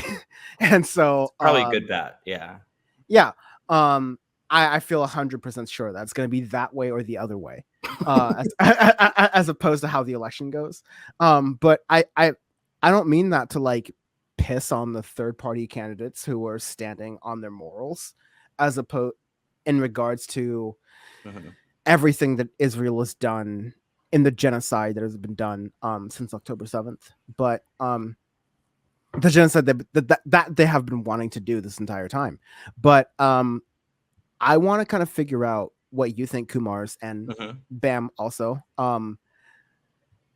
Like, do you think that Kamala Harris, for whether you want her to win or not, like, do you think she's playing the right political strategy? Because y'all are two like logic heads, and I love having that on the show.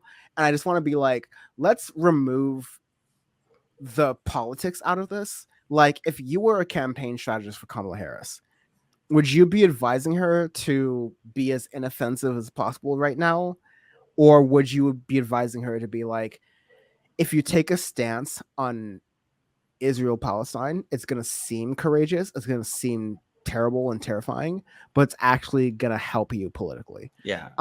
Curious what you think about that. I don't know. I mean, I would be the wrong person to ask about that, probably. I do think it's an open question. Like, just like statistically, you just have to say it's not something we can know for sure, whether taking a strong stand on Palestine and getting, Muslim American voters and young college-age kids in the cities is going to be a net benefit when compared to the votes you might lose from centrist Democratic voters, let's say, or moderates who are either Jewish or Christian or just fucking racist. And I think that it's obvious to me that the issue of Palestine doesn't change how we should approach the election. Like, my position on this is basically the same as it's been since I stopped voting third party. I mean, I guess I never stopped, but this year I'm finally in a swing state in Pennsylvania, so I have to put my money where my mouth is. And I guess my instinct has been that we just have to create the more favorable situation for organizing. And it's just better when liberals are apathetic and back to brunch, as opposed to trying to get us all to believe that like electing a Democrat is the solution to every problem. And there obviously are, in a lot of ways, more than marginal benefits to organizers trying to affect change if there's a Democrat in office. I think there probably is one scenario in which there is a policy change, and the impetus would probably have to come from unions. Like, Biden painted himself as a labor guy, but on this issue, obviously, he seems to have a lot of his own personal issues. And like, this is a man whose Zionism shocked Menachem Begin. And Kamala doesn't do the whole working class populism thing. But even if you forget about Waltz for a second, the labor movement started to really reestablish themselves as the junior partner in the Democratic coalition this year. And, through the show and my union organizing when I was at UC, I am in contact with people who are at the highest levels of UAW. And Palestine was a big part of the push from unions to remove Biden and make it sort of a smooth transition to Kamala. That was something that they insisted on, in their negotiations as well. Obviously, there are other issues, but unions were also really influential in picking Walz. That might sound like almost too obvious, but that wasn't something that would have been a given. And obviously, everybody that was predicting that it would be Shapiro in the vice president slot was betting that unions just aren't that, don't have that kind of cachet anymore. I think that this was a sign that they in fact do. So I would celebrate that as a win for unions rather than like shit posters online, although I think that, everyone's doing their part. But I think that that means I'm probably more optimistic about future labor action to push these candidates than I am about any actual mechanism for policy change coming from that. So, maybe glass half full, glass half empty. The third party candidates, listen, I don't know who the PSL candidates are this year, but as far as like Jill Stein and Cornel West, I think they've both embarrassed themselves and always seem to like make it about themselves in a way that looks dysfunctional and definitely doesn't do justice to Palestinians. I guess Jill Stein was kind of like my Obama, where I voted for her twice, and now I'm just kind of embarrassed to hear her talk. When she went on The Breakfast Club, you can't go on The Breakfast Club saying your campaign is about genocide. What does that say there? There's no PSL person on there. Oh, okay. Yeah, they're probably, they're on the ballot in like California, I think, but that's under the, whatever they call it, Peace and Freedom Party. Yeah, I think the no, Peace yeah, and yeah, Freedom yeah. Party. Yeah, Yeah, yeah, actually. Claudia de But la Cruz, listen, yeah. you just can't go saying your like campaign is about stopping the genocide. That's like your main issue, and then you don't even know how many members of Congress there are. It's just like, I know like deeply unserious is like a a centrist meme or whatever, but like that's deeply unserious, right? And I think, to me,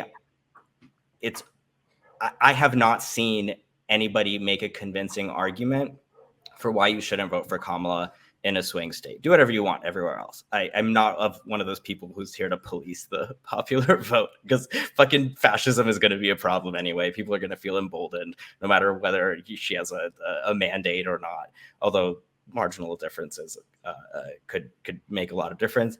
But if you're in a fucking swing state, if you're Palestinian, you can't bring yourself to do it. Fine, that's your call. But everyone else, I'm as entitled to be high and mighty about it as you are. And I think it's probably unreasonable to think that there's any benefit politically in terms of the symbolic value or what the lesson that the Democrats will take from it to punishing Kamala Harris in some way for the Biden administration's policies on this, which are her policies too. I'm not saying that she shouldn't be punished, just that I don't think it has much utility for us.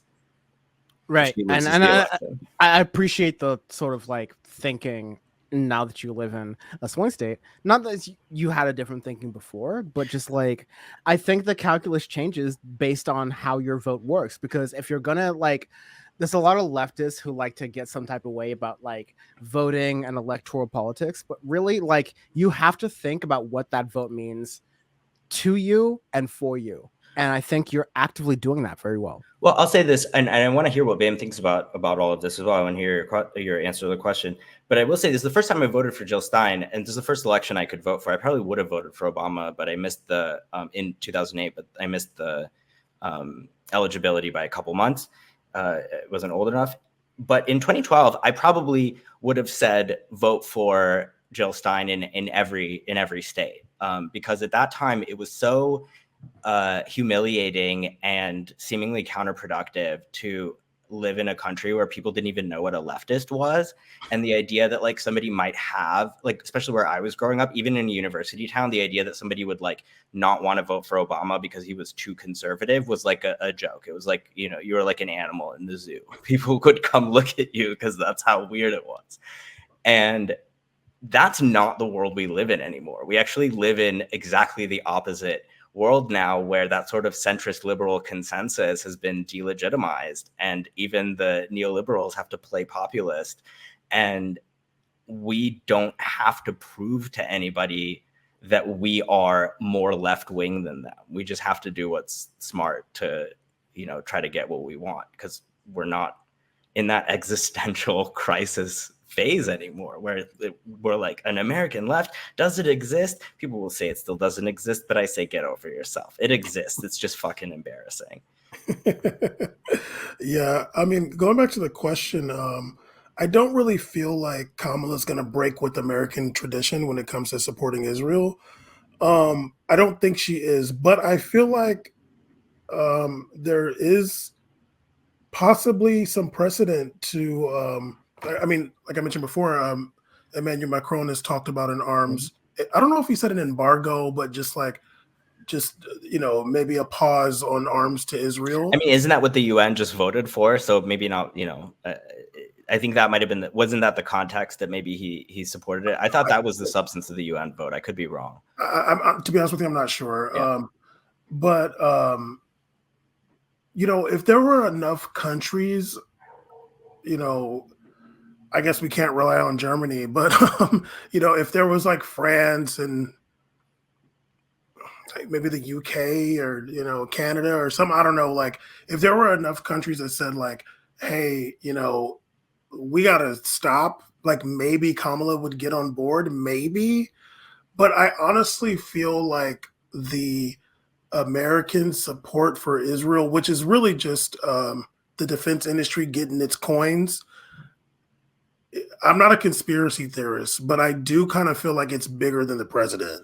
100%, You 100%. know, like I don't really think that you're going to be able to do much when it comes to that. But you know, I think at this point in her campaign, if she was to say she's open to that, like, I wonder if it's just politically,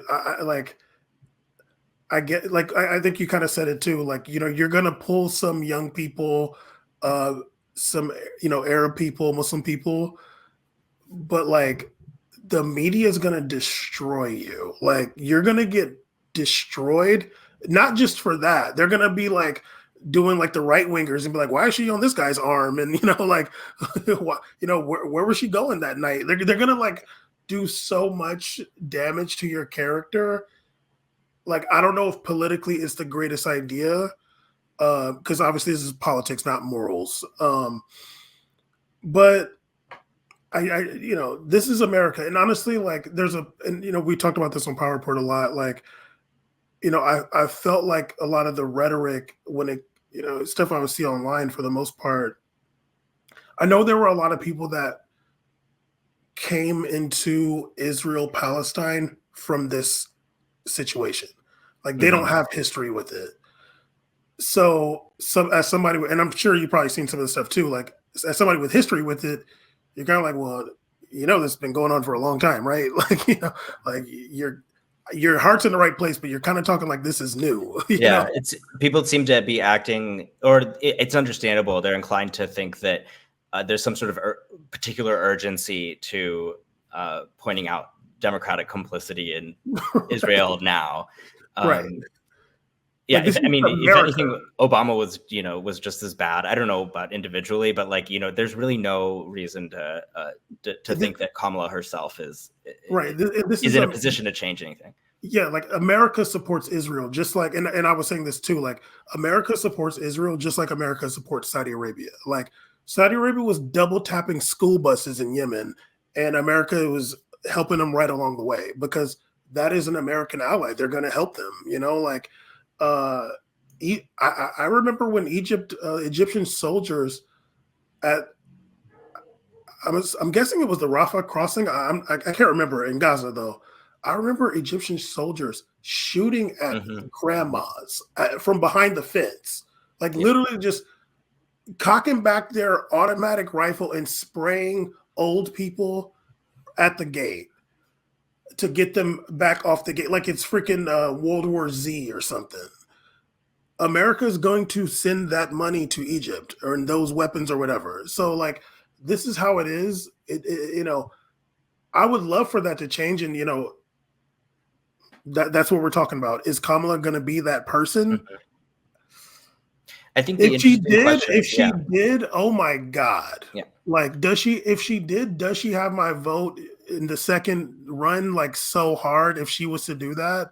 But there's a part of me that feels like it's bigger than her. And the example I used before quickly was, we all know Trump's relationship with Russia and Putin. And in the Trump administration, they sent lethal weapons to Ukraine. When he was trying to get Zelensky to get the dirt on Biden, he still sent those weapons after not getting the dirt on Biden. I don't know if that was his decision, really. You know what I mean? Like, did he say, hey, you didn't give me the information, but here, take these lethal weapons that Obama didn't give you? Yeah. It's probably just like, yeah, we're still sending them though, buddy. Like, nice try. Yeah. Last question, because again, we're gonna do a follow-up to this. Okay. Bam and Kumar's talking because it rocks. I love it. But for Kumar's, like, again, we've already kind of talked about this a little bit, but like, what is the best version of coming out of the situation that you see realistically? Like, what gives, in a very cheesy Amy Goodman way, like, what gives you hope in the sense that, like, what can you see out of the situation that we have right now that could be peaceful for Palestinians, peaceful for Jewish folks who are in the region, etc.? Yeah. I mean, what gives me hope, first of all, just to sum up what Bam and I have been arguing about over the last hour, what gives me hope is, at this point, largely the strategic depth of the axis of resistance. This is probably an answer that Amy Goodman might not like very much. And now that I think about it, but the best future, I should say, the best future, which I also think is not only realistic but almost unavoidable at this point, because I'm erring on the side of optimism, perhaps, is that Palestinians will sort of decide how this ends, with a bang or a whimper, as it were.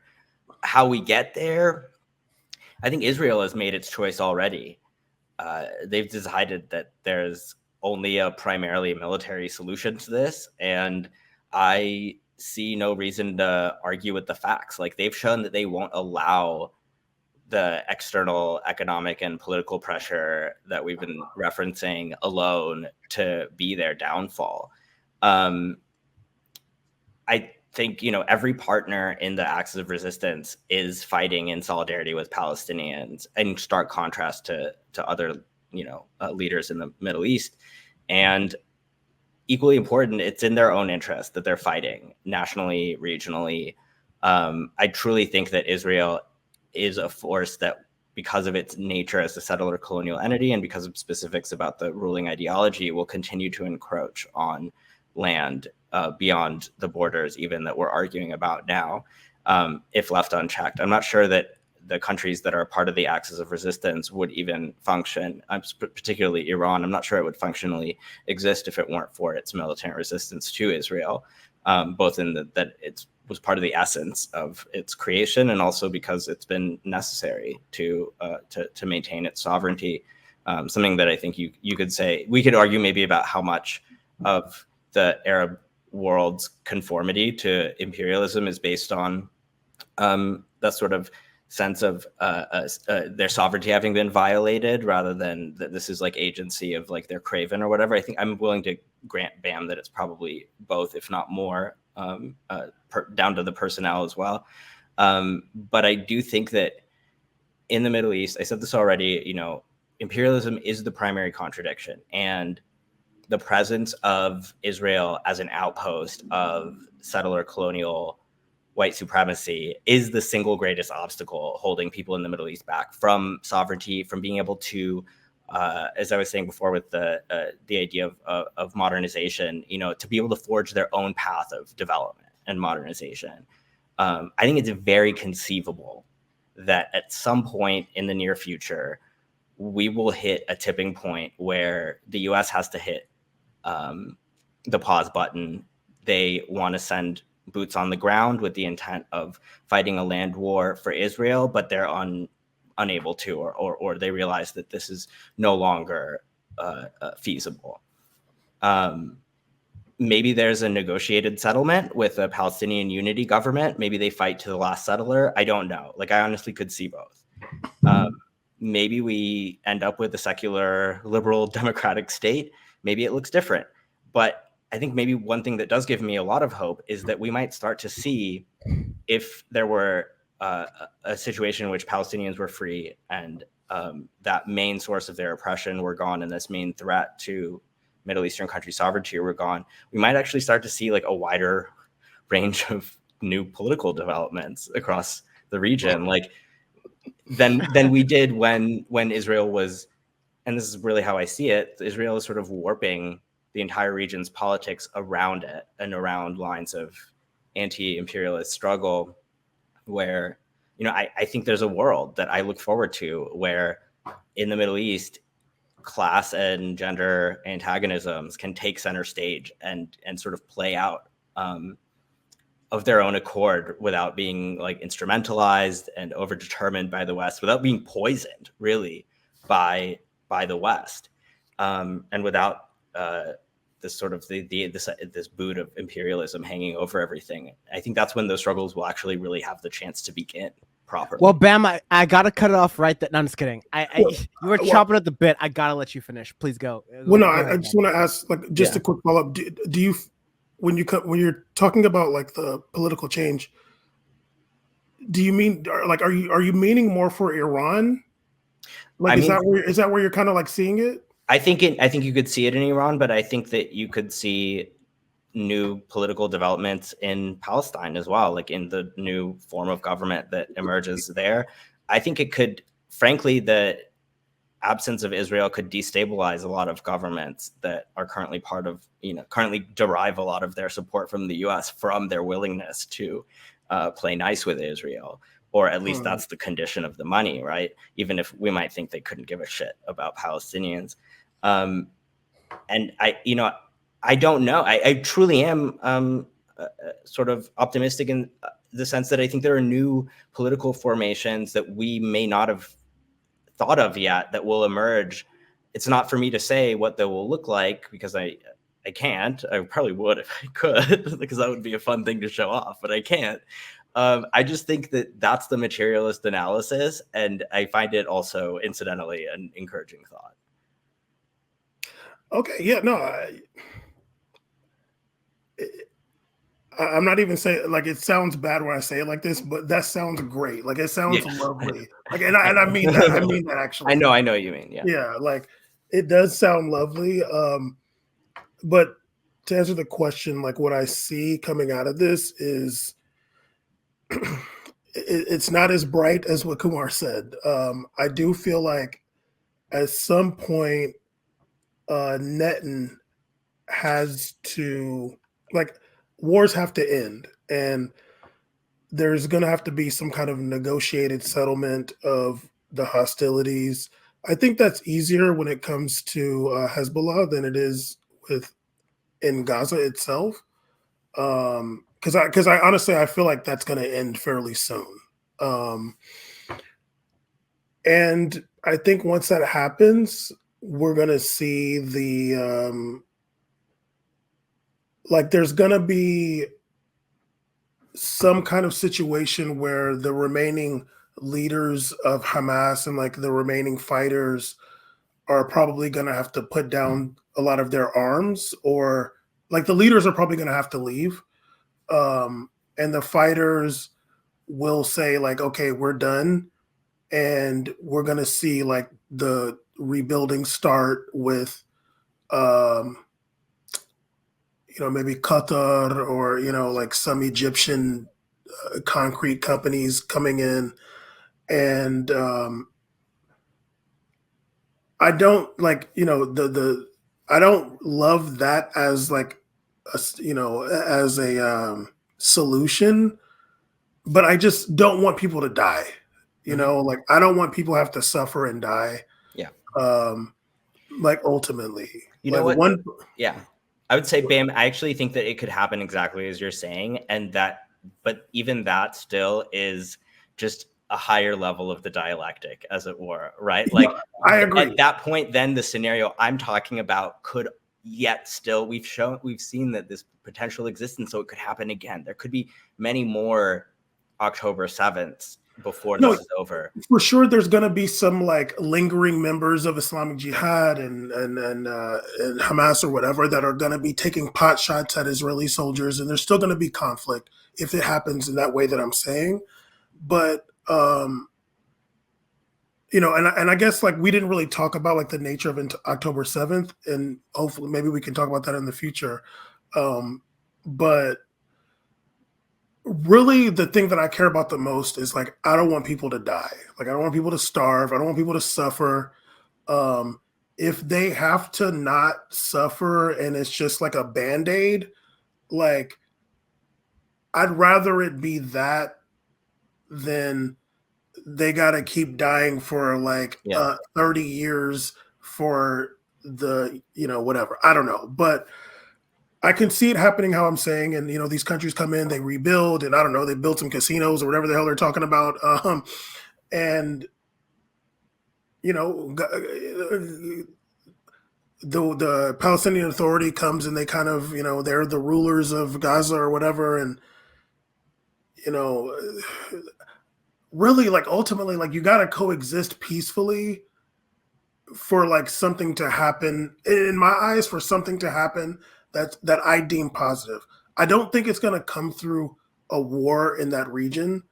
I really don't, because like really really the region is, the people are known for fighting each other. So like I just feel like if it becomes an all-out war, they're just going to start fighting each other, and then it's just like all bad. Like I want a peaceful solution, and I would love for like the things to get better from a peaceful standpoint. Mm-hmm. And I just don't like want to see people dying. Yeah, I think that's. I mean, that makes sense, and it's not for. I mean, it's disgusting for any of us to sort of make any demands of martyrdom on people. But I think the way that I've come to see it is that the way that, especially, you know, people in Gaza, people in South Lebanon, see their lives, they prize dignity much more highly than maybe we do. Certainly, the Israelis do, and because of the intensity of this sort of the anti-colonial struggle that they've become the sole bearers of, I gotta say, like, I think that there are cultural reasons why people who are fighting back now in Yemen, in Lebanon, including Palestinians, I think we're just starting to see what's happening in the West Bank become a sort of a more open armed conflict. I think they're going to keep fighting, and they value their sovereignty and their dignity above a lot of them. I'm generalizing here, but I just think that it's easy to assume that everyone's cynical, and I sort of think that that doesn't capture why the axis of resistance has been so active and so successful thus far. By most standards anyway, except for maybe the ultimate one of just defeating Israel outright. And so I think you also have to become more comfortable with the martyrdom of others when they choose it, when it's really their agency, and when they think that they are in a situation where they would rather fight to the death than accept another occupation. I feel you on that, and I say that I will give that for like the Hezbollah fighters and the Hamas fighters, but Israel ain't targeting them. They're killing civilians, and the civilians suffer like that's what I'm talking about. I'm not talking about the fighters. I'm also talking about the civilians. Actually, I think ordinary people in the South. You know, you talk to people in the villages that Rokeya is from, and you go to the Beirut suburbs, even people who are traditionally anti-Hezbollah have been sort of feeling a mood of national unity, and it's really only the most craven of the conventional cast of characters that are using this to sort of throw more shade at Hezbollah or blame them for involving Lebanon in another war. So I guess I don't know. It doesn't sound like something you could say with confidence, and so I won't. But I certainly hear from Rokeya all the time, and from people that she talks to, and from a lot of the Palestinians that I've met, that there is a real sense in which October 7th meant that dying on your feet is preferable, and it's the strategy that people will take. And I think that in and of itself shocked Israel to its core. Yeah, I don't know. Like, there's a part of me that's like, yeah, I'm sure there are some people with that line of thinking, but there's going to be a lot of people that don't have that line of thinking, and it's hard to quantify. Yeah. But even for one person who like did not want to die, like, it sucks. Yeah. Or one family, like there's like whole families that are been killed. Like, I just don't see like,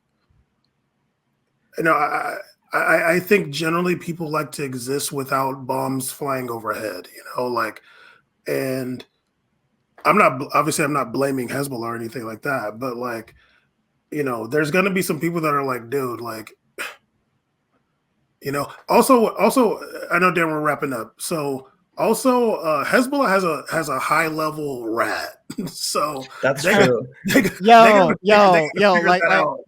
think Iran is not blameless here either. I think that they've clearly been focusing too much on prosecuting SoundCloud rappers and not finding real spies.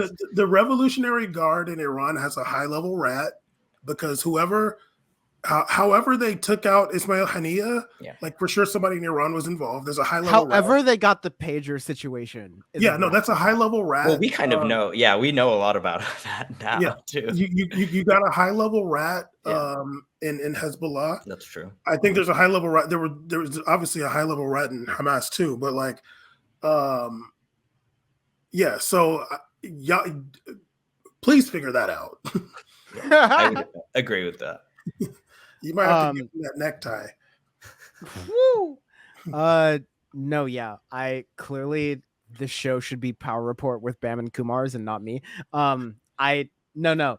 Y'all don't understand how much I love not having to talk for this amount of time. And I love the conversation. That's a really funny bit, by the way. You never stop doing it.